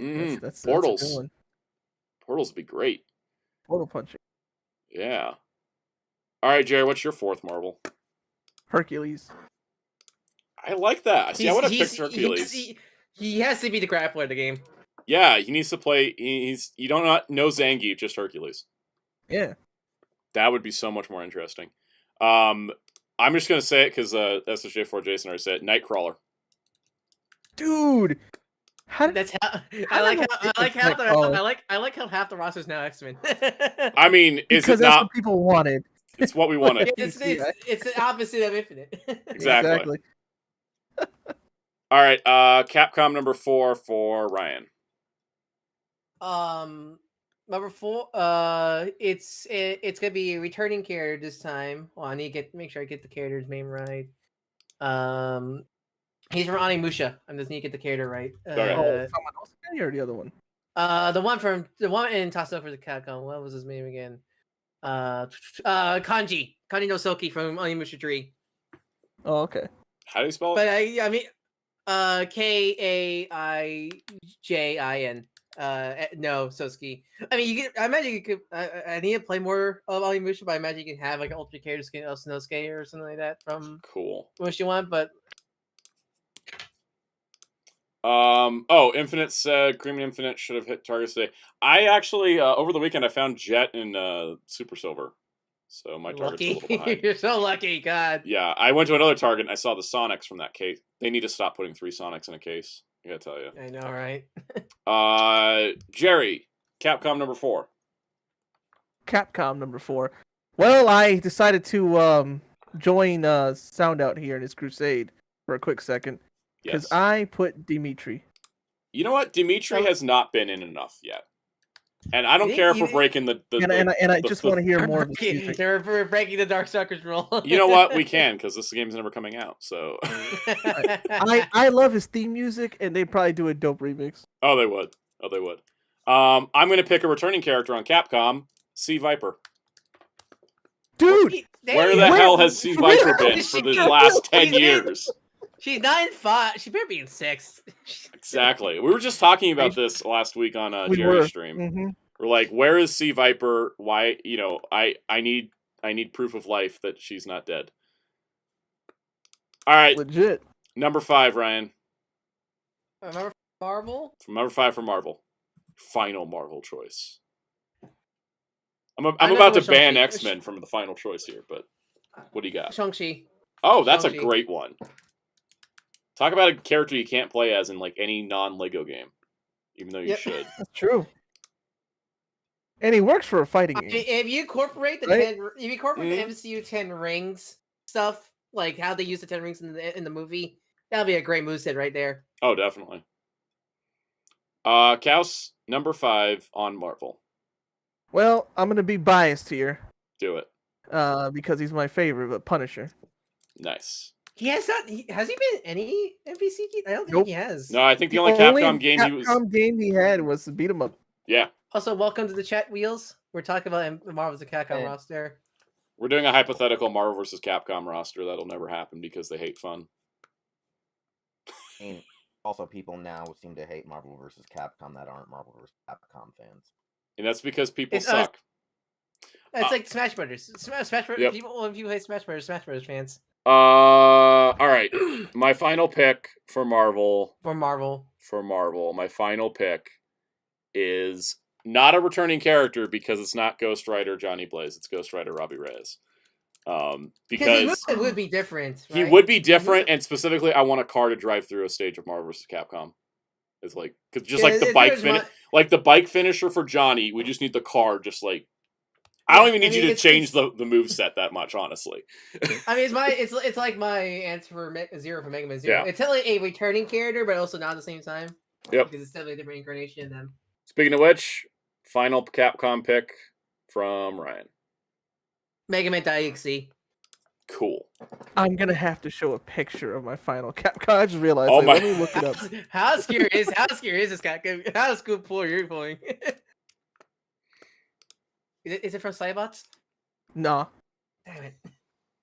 I was thinking about Cyberbots, but wait, go. What was it still your turn? Sorry. No, Well, I already said my turn. He's Mega good. Man .exe. Muteki T mentioned the thing, and I'm like, yeah, why have none of the Fantastic Four ever been on MVC?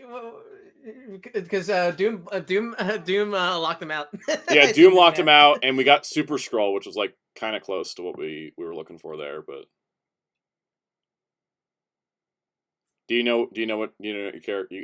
You pull up a picture, right? So I should just pick mine while you're doing that. Yeah, pick yours so Kyle gets his. I'm trying to show a Casket says. picture so you know why. Okay, I finally found a picture. All right, nobody said it, so I'm gonna say it. We need Dante.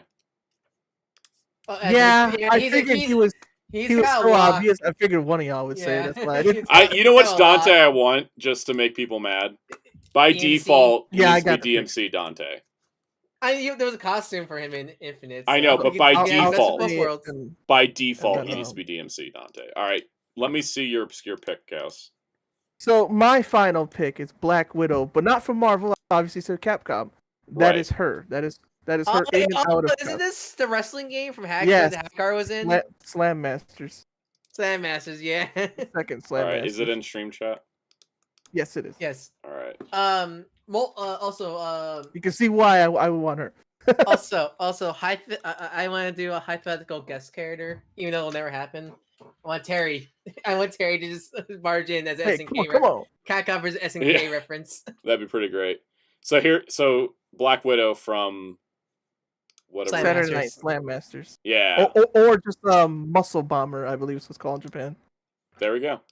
So that's It's the your game. final pick. It's if anyone in the chat wondering, it's another game made by Capcom back in the '90s that also featured Matt Hagar. Hagar, yeah, Yep. from as an Final actual Fight. wrestler, like during his wrestling career. Yeah, because Matt Hagar is a wrestler, and we never really see his wrestling career except in these games. All right, I'm gonna Capcom end the Fight poll Collection? to find out who our final character is. Are they? Gonna- Yeah. So Wheels, to give you context, sounded a poll of choosing one of us four as the last character missing Yep. this hypothetical Marvel Capcom roster. All right. Poll results: 66% went to Soundout. I think it's. Is it because I wear helmets? Is that like a thing? Yeah. Well, they get to see you. Too. Yeah. 12 Wheels got 12 votes. 25%. Hey, look at that. Wheels got 25%. 25%. Probably because his moveset with the wheelchair would just be amazing. Just imagine the Well- super moves, right? So what's What your I'd be move? is I'd be an alternative version of Professor X. Yeah. That's why I wanted you to win. I can see. I see Wheels moveset. He just spins around. Like he does. Plus, like Professor X now with the MCU, I have alternative hairstyles. This is true. I can see your MCU, moveset just be yeah. you just like ramming into people or spinning your wheelchair around. Maybe your Wheels have like Like popping a extendo wheelie to arms. punt kick. Yeah, Popping a wheelie to punt kick a guy in the fucking head, like that. You know. your ultimate needs to be I'd you just and like become Randy Orton. your ultimate needs to be like you and those like scooter, like those like big scooter vehicles. I like what Commentator it should be is- 64 says angry DMC fans will say sound out you're a disgrace to the DMC fandom because you want that, Dante. I just want it because it will make them mad. I don't actually have I don't think I care that much. Just what would be your moveset? what even Will you is be like Phoenix? Will you be like Phoenix, right? maybe. I might be like maybe Instead of evidence, you just collect toys and just throw it, chuck it at people. I could try. I Oh, have he does have that Sentinel. I do have the scent. Oh my god! I just start chucking Haslabs at people. Or I know what it is. I know what it is. Found out. Remember the infamous Yeah. Sentinel meme of if anyone ever intrudes, I'm using the 1 foot tall Sentinel that's like got die-cast parts and lights and sounds or whatever. Right, exactly. Here's what I do. Okay, here's my move set. First of all, I have helmet switching that gives me different abilities. So you get right? you get the Bumblebee helmet, the clone helmet, and the Yeah, Star-Lord helmet. The Star-Lord helmet, right? And so like the Star-Lord helmet gives me Nerf guns that just don't do that much damage, but like are just really annoying. And then the Bumblebee one, the Bumblebee one, you get the Bumblebee arm cannon toy. yeah, the Bumblebee arm cannon, and then the Clone Trooper one, for some reason, just gives me twin phasers. Like just it's like a mixed up franchise problem. Star Trek, yeah, and then and no, as a melee, you get the toy like extendo lightsabers. No, even better. My melee attack is my arms go behind my back. I pull out 2 legacy power morphers, and then that's just what I use to punch things. Knuckle dusters. Just the knuckle duster legacy power morphers. It's just like it's a pretty weak combo chain, but it'll do some damage. Like that is the highest damage output. Is actually the morphers. What will be your super? What will be like your level 3 super? My level 3 super is I kick somebody into a chair, put down a desk, and review them. They shrink down. Yep, and then they shrink down, and then I just kick them. And it ends with him going 0 out of Ben, would not Ben again. No. It'll be that, but it'll be like the Commerce Sting, the Figma Sting. Yes, Figma Sting just tossed at a door, and then just explodes. Oh, that'd be great. Anyways, I know what Jerry's finishing move would be. Pirate when he wants to go to class. Yeah. He would grab a kid by the face and just drag him through the lockers, like a wall of lockers, and then he'd have the other one of "You're pathetic." Jerry's experiences with G Gundam he just grabs you with just grabs you with a shining finger and then smashes the back of your head through a coffee table. He makes sure it's a glass coffee table. Jerry's moveset is just entirely G Gundam references, specifically the promos. G Gundam, Broly, Dragon, Goku. I love. Oh yeah, there has to be the part where Jerry also has the Hadoken, but it's him throwing a classroom chair. It's just a random desk up here that I know where he does a Hadouken. And Jerry knows I'm bringing up actual lore. He once threw I think it was a Kamei wave or a Hadoken. It was a Kamei wave. A chair and threw it at and he threw it at a kid. And the locker one is real, and the G Gundam me grabbing and smashing someone is real. Yeah. And yet I got 0% of the freaking votes. I'm the one who's actually fought and destroyed people in real life. I think the part we forgot to tell everybody beforehand was that you already have a moveset. We need to tell the Kaus lore. You didn't sell them on Kaus Soundout. How dare you? So you know what we're gonna do? How dare you? You all right. So now that Kaus lore has been revealed. Is he in? So he has an obsession with biting. He likes biting. Okay. Now that everybody knows the Kaus moveset, now there's a new poll. Oh jeez. Also, I love Lore's Oh god, no. I love Lore's Card Gaming. Nerf guns do no damage, but they heaps of pushback. You know what? That'd be great. Just like it's just all pushback. Let's see. Y'all out here not telling the good stuff about Kaus. Like, you know what? We didn't set up the parameters because I just surprised everybody with what the poll was. We need to do one of these streams. It's all about the Kaus lore, the great Kaus lore. The great Kaus. I mean, you also get a lot of it on Tuesdays at 4 p.m. Eastern on twitch.tv/fighterkaus. Exactly, and if you use your bits, you have 6 Sail and what was the other one? 350 and 6 Sail, I think. 6 Sail. Question from Super Shag Boom: What are your all first Ultra series? Ultraman. It's actually the first one I ever watched. Was the original. For TV reruns or something like that? I watched it on the old Mill Creek DVD. Oh, the old Mill Creek DVD. And it wasn't until I watched X though. For me, my Common JoJo says, "I'm sorry, Fighter Kaus. I would have picked you, but I picked Stand Up by accident." There you go. See? He did have the lore. He didn't have the lore. Lore is important.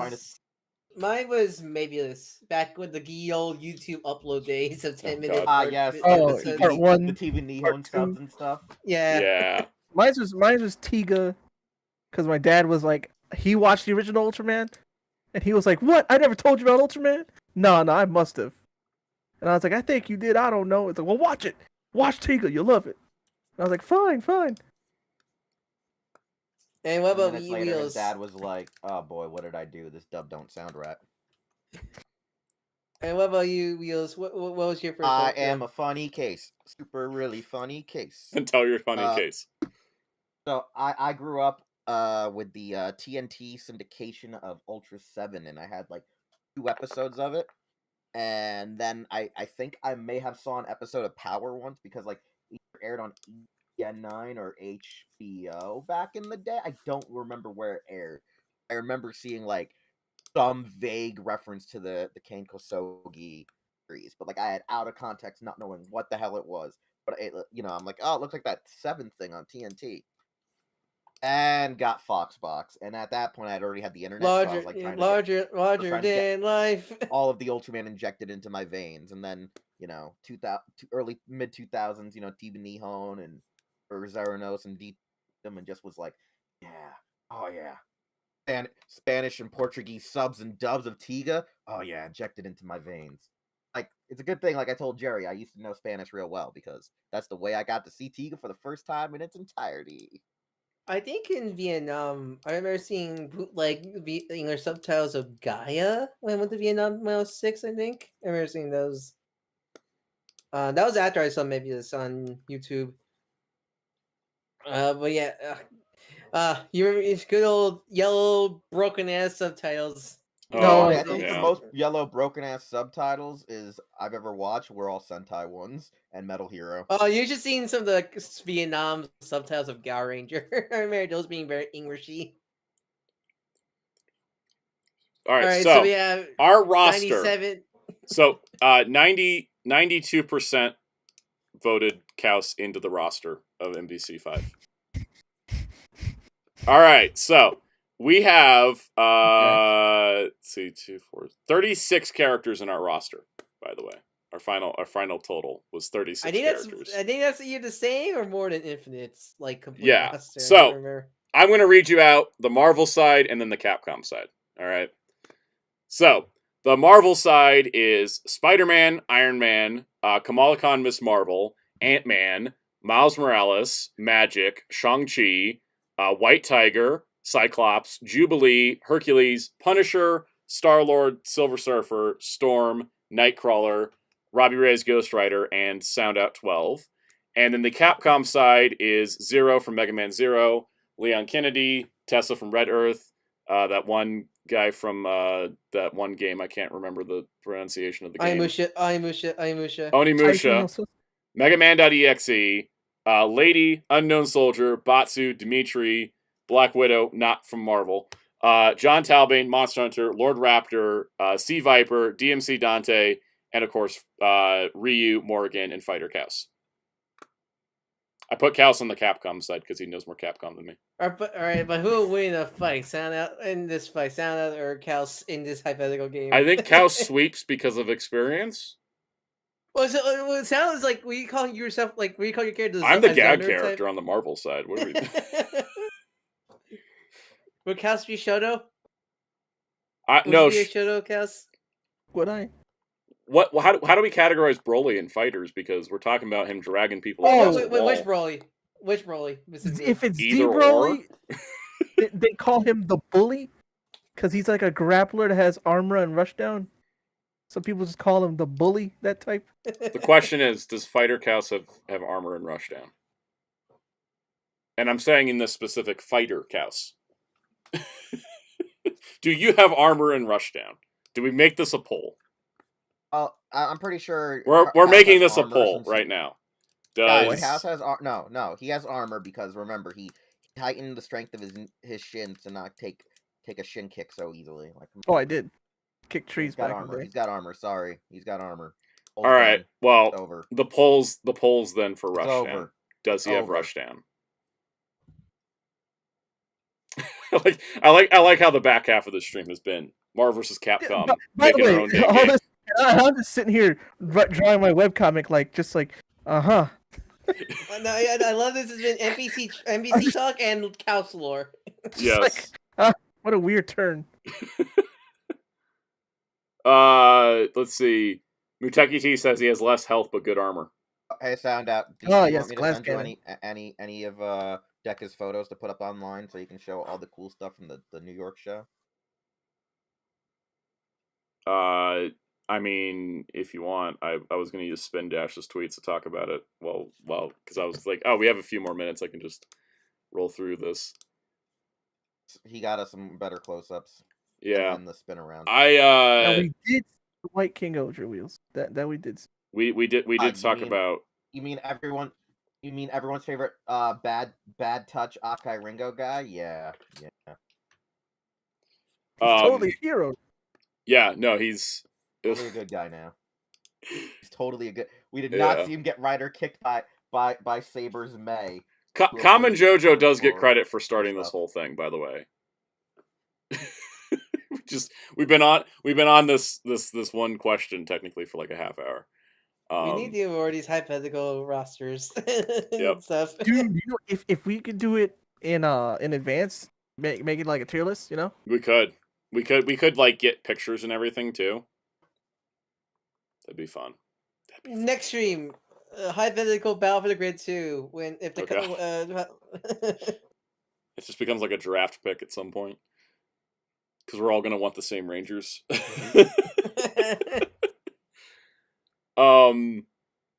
Yeah, but no, yeah, we talked about White King Oger for a minute. Oh yeah, so I'm just gonna pull this up because we got this at the moment, but Spin Dash went to the Tamashi event in New York. It looked very, very crowded and inaccessible for a lot of reasons. It really Yeah, was. it looks pretty packed. They were selling stuff and like event exclusives. I don't think there was anything like groundbreaking. Like I don't think there was any reveals besides Metacooler. But it's like, hey, look, there's that Fize that I'm getting out of obligation. There's that Cyclone I'm not getting because I don't want to collect the Shin Kamen Rider line. It's all P Bandai. There's Black Sun and Shadow Moon. So that was kind of a neat little display. They got here's some Dragon Ball. Get the video that Deca did. Do you have the video? Can you send it to me on Twitter? Yeah, I sent it to you. It's already in Messenger. Well, can you send it on Twitter? Well, because Twitter was down. I can't send it on Twitter. Okay, well then I can't show it through. I can't show it through Messenger because my computer doesn't like me using Facebook for some reason. So I have this weird thing where like Facebook is blocked on my desktop whenever I try to use it. He sends it to me on Messenger and I send it to you on Twitter. Yeah. But look at all the Gokus, guys. It's like the roster of Dragon Ball Fighters up here. Oh yeah. Oops, all Gokus. I really want that was it exclusive one? The one that looks accurate to Namek Saga? Yeah. That one's kind of crazy. That one's nice. It was the con exclusive one. It sold out. I hate how they keep saying it's Super Saiyan Awakening version when it's not. Past the point of him already awakening to Super Saiyan. Yeah. Hey, but he still has the blue thing on. Yeah, but they're always saying, it's Super Saiyan Awakening, and I'm like, it's not Super Saiyan Awakening, the shirt's ripped, and they're like, it totally is, and I'm like, no, it's not. Spin Dash said the line for buying merch was long and staggered, but they didn't let everyone into the actual exhibit space altogether. That's good. That's some good crowd control. They did that, which is funny, because last time, you were allowed to just walk freely, and just actually be able to explore. They also had a demo table there the last time. Mm-hmm. This one was really rushed, it seemed. Eka says it was like a huge cluster F behind the scenes. I got a video here, which is of this display, and I'll pull that up. I figured out how to save it to my phone, so we're just gonna. I'm trying to get the rest of it. Yeah, let's see. QuickTime Player. Here it is. Like supposedly this Dragon Ball display was supposedly on loan because half the figures weren't even sent to them by Bandai. That's all I know is that half of that was on loan from people who worked at Bandai. It's pretty cool though to see like all the Dragon Ball figures like this, kind of in a flying. It sort of it does remind me a lot of the manga spine art. Yeah. Reminds me, yeah. Was it the original Dragon Ball? Yeah, where it has all the characters walking on the side. Yeah, that's fine. Yeah. It looks really cool. I think it's pretty great. Yeah, let me switch back to Chrome. Yeah, so I think it's a cool display for sure. Oh my god, SSJ4 Jason wants me to review something in rhymes. I think I probably could. Etrigan. I mean, specifically saying like SHF Killer B, but like I could do something all in rhymes because I love rhymes. But I never script in advance usually anymore, so I'd have to script it in advance. But I What could. other character? I'm trying to think. What other character rhymes that you can Besides like, Etrigan. make a whole... yeah, you actually can. You actually can. I might get it. Actually I might do a YouTube short that's all rhymes. Hey guys, look at these I was gonna Godzilla say- figures that I'm never gonna afford. That, or if you ever review any Dr. Seuss figures. Oh yeah. Oh, brave. I want this Gigan, but I don't have the money for this Gigan. So that's the reality of. Oh look, it's that Ging Ghidorah that's way more expensive than it should be, and you should just get the Hia Toys one. This is not a sponsored ad. Not Jerry. Hopefully, I'm sending these to you, not Jerry. It'd be really funny if I'm trying to send them to you, and somehow Jerry's just like, "What's with all these goddamn notifications?" Here's Gamma Rebirth. All right, I might use those if we need to. Let's see. There's some Dragon Balls. Some Dragon Ball Supers. A lot. This was cool though, because I think this was like our. I think they revealed Android 20 like right before the exhibit had opened. Yeah. So I think he was a new reveal. 19 looks so shiny. His face is so shiny. They're really going with a porcelain doll look. Yeah. Yeah, it makes sense, I guess. I do like the Vegeta. Was being able to 19 pose. like? Oh yeah, 19 was like 16, where he was actually an android mechanical. Yeah, not a Not Kaizo Ningen. Not yeah, exactly. Not its Kamen Rider. Spin Dash said 19's final color will be more matte. Yeah, that's good because like 19's face looks almost as shiny as Metacooler here. Look at you, thanks. Mr. Fingerprint Magnet. Oh wow! Thanks, Facebook. Memories. Apparently, today's the anniversary of Hasbro. Announcing their plan to acquire Power Rangers. Wow. Wow, it was May 1st. Huh. Yeah, May 1st. May 1st, 2018. Happy day the franchise died. I'm kidding. It's not that bad. Here's the Saint Seiya thing. Someone asked if we were seeing Saint Seiya in theaters. I'm not, because I don't. Is that gonna be? I don't even think my theaters are showing it. Well, I was say, is that even gonna be in like why? It's got a limited wide release. I gotta check my and All I know is that people are mad that they cater to Western audiences. Theater, I'm like, I expected. No, it, they didn't you know? cater to Western audiences. They carried it to American audiences. There's a difference. Yeah. And the thing is that I don't know if the movie's going to do any good. I think I agree with everybody on Twitter that's been saying they should be catering it to Latin American audiences. I said that's Holy the money crap. maker. You know what? The best part is Latin American audiences said something funny. They said, actually, they shouldn't cater to us. Most of our stuff was obtained illegally. I was like, I knew it. See? Actually, get anything. Get this sound out. Mhm. Actually showing at the Regal Theater near me. There you go. Oh, Yeah, nice. no, my Regal Theater's showing it. I just don't feel like going. I need to watch more Saint Is that funny or what? Is that the Yeah. Latin American fans are actually acknowledging all their animes that they're so entitled to is actually illegally obtained? Almost all of it is. Would Dragon Ball Evolution be better if it was full of made by Latin American people? It would have been more fun. Sort of. It would have been more fun, you know. The thing is Latin American filmmakers don't get enough budgets to work with. They're always low. The thing is, when you give somebody that's used to low budget a high budget, things work pretty great. Because then they can kind of work with it. I guess Bandai's doing like a Saint Mythcloth thing for the movie. That's cool. They're not doing figures. They're just doing like supposedly like memorabilia, like necklace. Yeah. Really weird. And then there's some figures. The thing is that I like Saint Seiya, but I've never gotten into it heavy enough to be like, I need to go see the movie in theaters. Like I don't even think the movie looks that bad. I just don't feel like going out for it. I just need to watch more Saint Seiya's. I to this date have watched 10 episodes of Omega and then the CG series, and that's it. So By the way, Me and the Jerry original are the Saint Seiya hardcore Seiya guys. is it's on Crunchyroll now, right? It is, but only the The dub. dub. Yeah, because Netflix. What? I guess Netflix lost the rights. Oh yeah, no, Netflix Netflix did released the rights. dub and then took it off like a month later. Yep. It's so weird with. It's so I weird rushed with. to watch it all. No, they had it. No, they had the dub. No, they had the And then dub it's for like a subbed. solid year. Yeah. For like a solid year, they had it, and then they were like, "Oh, it ends at like September 11th." And It's then so- so, like I was like, it- gotta watch it all. It was so Netflix weird because seemed- they produced that dub, and yet they were just like, "Yeah, we're just gonna let that expire." It's so weird with Netflix and some other animes because other animes that they help produce and air and like are now being aired elsewhere. Because I know, Yep. like Eden Zero, that first season was Netflix exclusive. Both sub and dub. But now that's on Crunchyroll. So, like, is Netflix like losing their anime licenses or just some weird? It's like, because losing- anime licensing is different than Western show licensing. Yeah. So, I Smith need the Crow something- says I think- Netflix didn't produce it, rather it was Sentai Studios. Oh, that explains why the license changed then. Well, Sentai did the dub, but Netflix probably paid for it. Maybe. They paid for the distribution then. Yeah, that might be the case.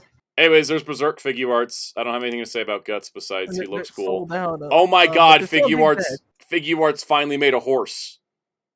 Haunts. They made a Do you horse. guys know how long I've been following figure arts since 2009, and I've seen them have a prototype for horses so many times, and this one's actually coming out. They finally made a horse. It's an I would love to get accomplishment. these Famous Oblivion DLC horse. I would love to get these Berserk figure arts, but they're like $100 As each. long and, as it's not that horse from all the same month. Right? It's not that horse. I would love to get these Berserk. Yeah, I would love to get the Berserk figure arts, but they're fucking expensive. It's they're like so $100. They're like 120. Are those Nendoroid? No, those are Figmas. What are those? Those are figure arts What? minis, Huh. which is essentially We're selling Bandai's Nindroids. Okay. Exactly. Muteki T's Where right. did- I want I horses didn't- for my Lost Galaxy figures. Yeah, you're totally right. Exactly. I- It's just their Nendroids that aren't selling good. I remember back in the day what they called chibi arts. Yeah, back in the Chibi day. Arts. Now it's Figure Arts Mini, which are they're the thing is though, compared to Nindroids are kind of expensive, but Yeah, cheap. Figure Arts Minis are actually affordable. They're like 30, 35 bucks, I think. What? I'll buy some right now. Maybe not. Smith the Crow says, why isn't Figure Arts Mio Rena on display? Because she hasn't gone up on P Bandai US for some reason. Even though the So- website says she's coming over. Also, like I said earlier, supposedly they didn't get a lot of the figures in. Yeah, apparently they didn't Those get were stuff on- from a Bandai. lot of these, a lot of stuff was on loan from the actual guys who work at Bandai who collect this stuff. Hellfire says, is Figure Arts Zero still a thing? They are. They just make these really elaborate statues now, Liz. So here's a thing to blend in with your figure arts. Affordable. Yeah, they don't make Yeah. them to be affordable anymore. Speaking of affordable, here's Gundam Universe. They've done a lot. Swift the Crow pains me. The Nendoroid Quinoa is $76 at BBTSC. Klonoa is I more will- expensive than Jose from the Three Caballeros, even though it's a Disney license. I don't know if that's even coming out because the whole That's 4chan thing. more the Nendoroid's more expensive than the Nendoroid more expensive than the game. Yep.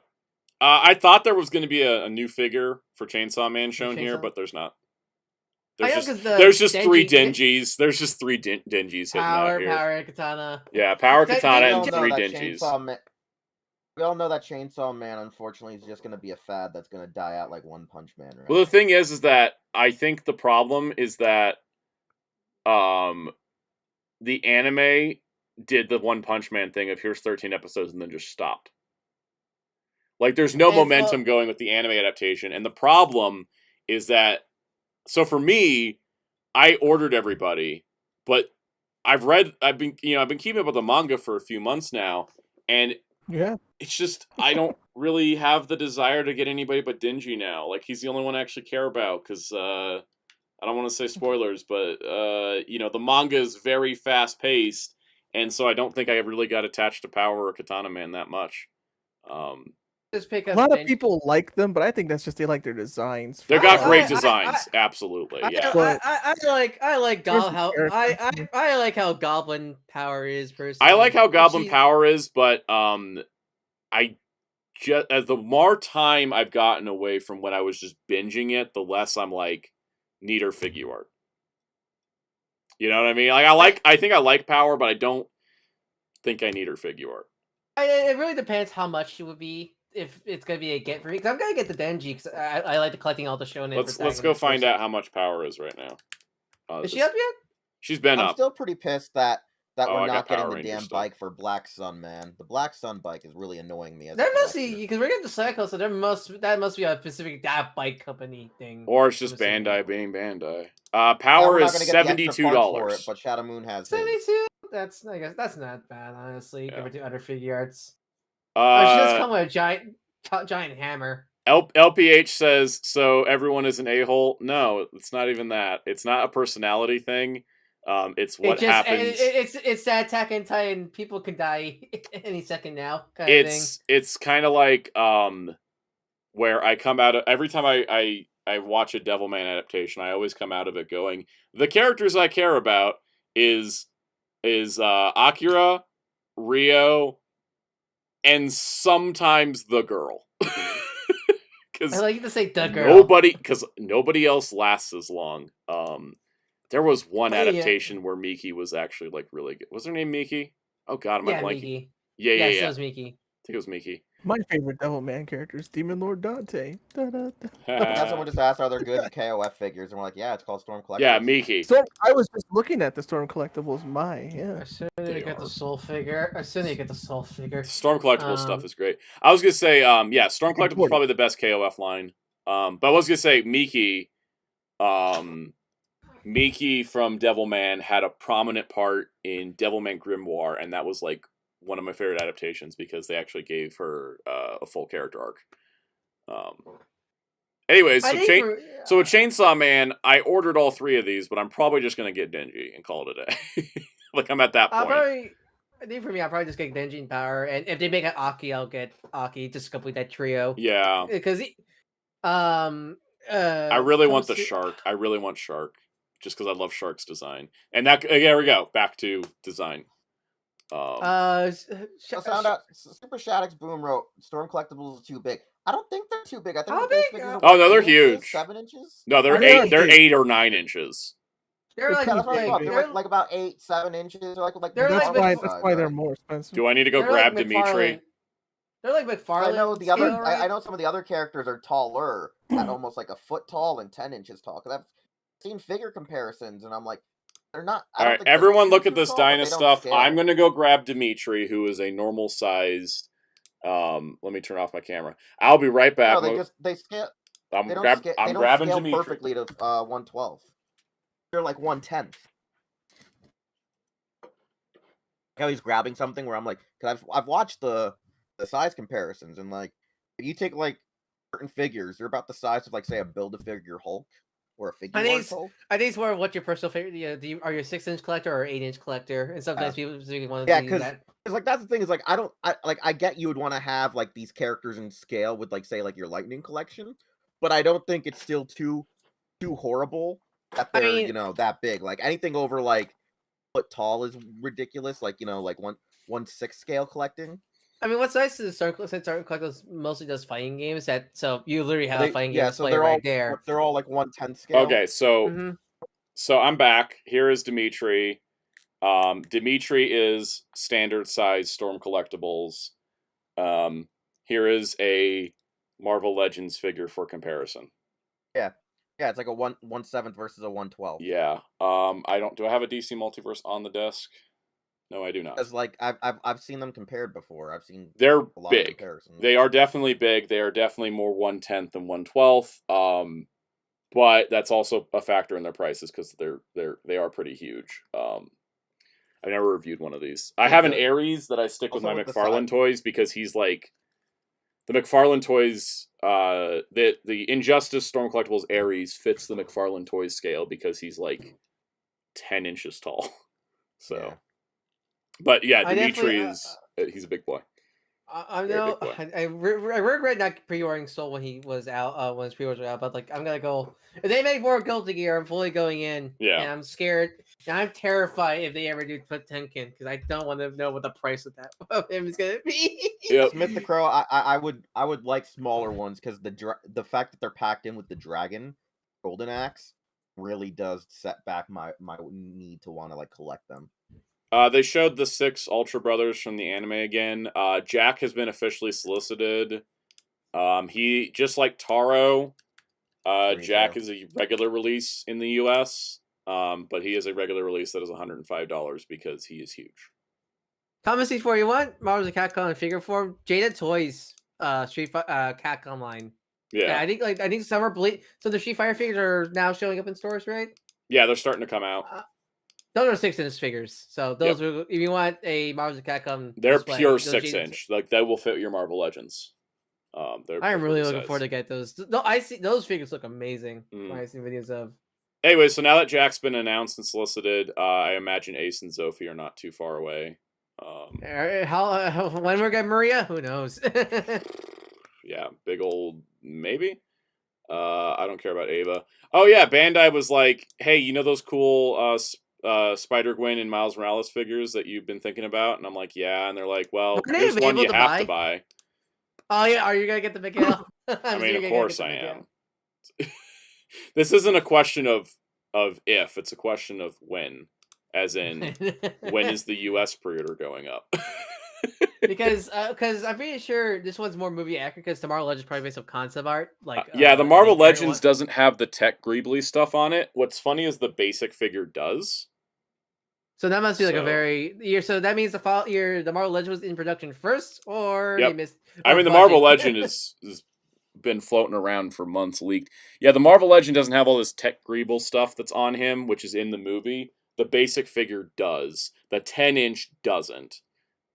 Don't ask me how I know all these things. The Toy Box one, which is based on the movie as well, also doesn't have the Tech Greeble stuff. So Well, I think that's because even though it's tied. That's because it's less.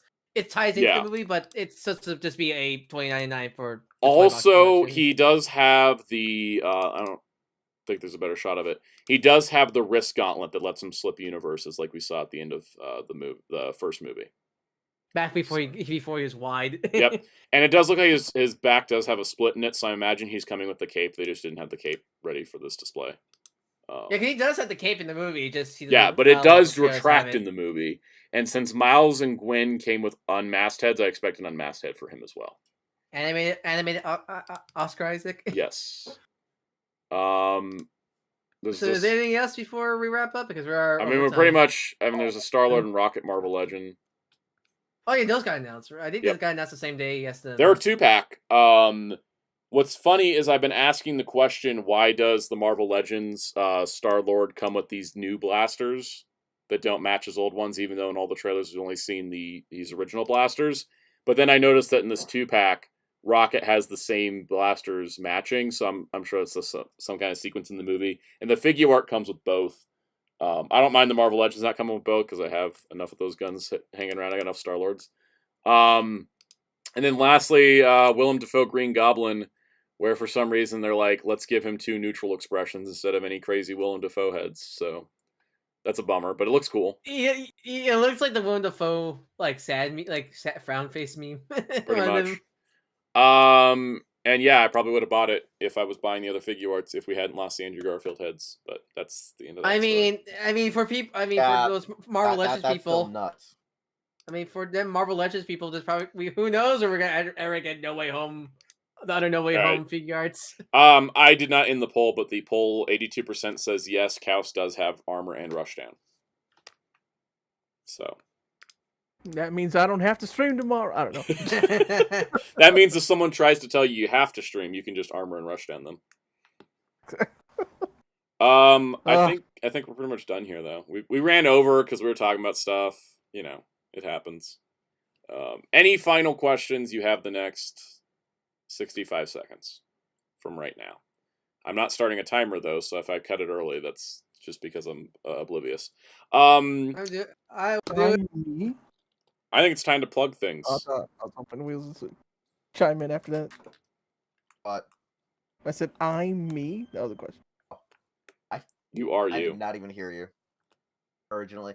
I thought, I was like, oh god, when Jerry was like, I thought Wheels was going to chime in. I'm like, this isn't about Sex Marine again, is it? Sex Clops? Yeah. We're not doing that on this stream. That's the After Dark stream. Yeah, you're gonna need to learn about that rabbit hole we went down this weekend with Jerry. I'll ask about it once the stream's over. You guys got anything to Let's plug? just say we found lost audio from Morphin Bracers. Plug. You got anything to plug? Wheels, you go. Yeah, just go check out our website, hero-club.com. All your hero news, content, and more. We got stuff coming out soon. We got other stuff in development. And we're probably going to need to find some more English translators for an upcoming project. Right. If you know Well, Japanese yeah. to English translators, send them our way. Yep. You want to contact contact Wheels at his Twitter. If you want to talk about that.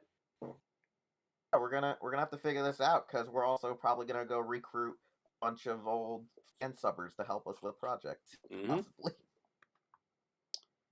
Hey, Kyle, where can people find you? Well, I have social media, Twitter, Facebook, and Instagram. Fighter Chaos. That's Fighter XAOS. Assuming you already know how to spell fighter. Yep. And on Twitch, it's the same name. I stream. What do you do tomorrow every Tuesday? Well, on twitch.tv/fighterchaos, I stream 4 p.m. Eastern on Tuesday, King of Fighters with Soundout12. Yep. Because they did their open beta for crossplay. Hopefully they actually put it in soon at some point. That'd be great. I hope so. Yeah. So that'll be tomorrow. Okay. What about you, the Dark Claw? The Ryan? You can find me at Darko643 on YouTube and Twitter. I do art commissions like the one you see right here on the channel. You want any? Feel free to DM me on Twitter. And of course, you can find me down here below. And Commodore64 asked a question: how would you make a fighting game roster with characters from Shonen Sunday? Too long of a question to answer at this time. Maybe we'll swing back next to week, it. maybe. Maybe next week we'll swing back to it. Actually, we kind of forgot to talk about what's the plan for this week's Soundout Oh! on the channel. Oh my god, I completely forgot to tell you guys I changed the video schedule. We're not doing 4 Ultraman videos in a row because I went to start... It took me 4 days to film everything for the so Orb Rings. So what you're getting is the normal schedule, nothing different. You're getting the 2 reviews will be this week, the Dark Ring and the card set, and then next week will be the 2 demo videos of all the fusion cards in both rings. And that was because I was tired after filming 4 days straight, and it took me 4 straight days of filming to get it all filmed, let alone like editing. So it's just I'm splitting it up. I was going to do it all in 1 week, but I really have nothing to do next week, so might as well just split it up. So that's the plan. New videos. We'll be back next week, and I hope you all have a great time. And now my stream is dying, so we're going to end it, and see y'all next week.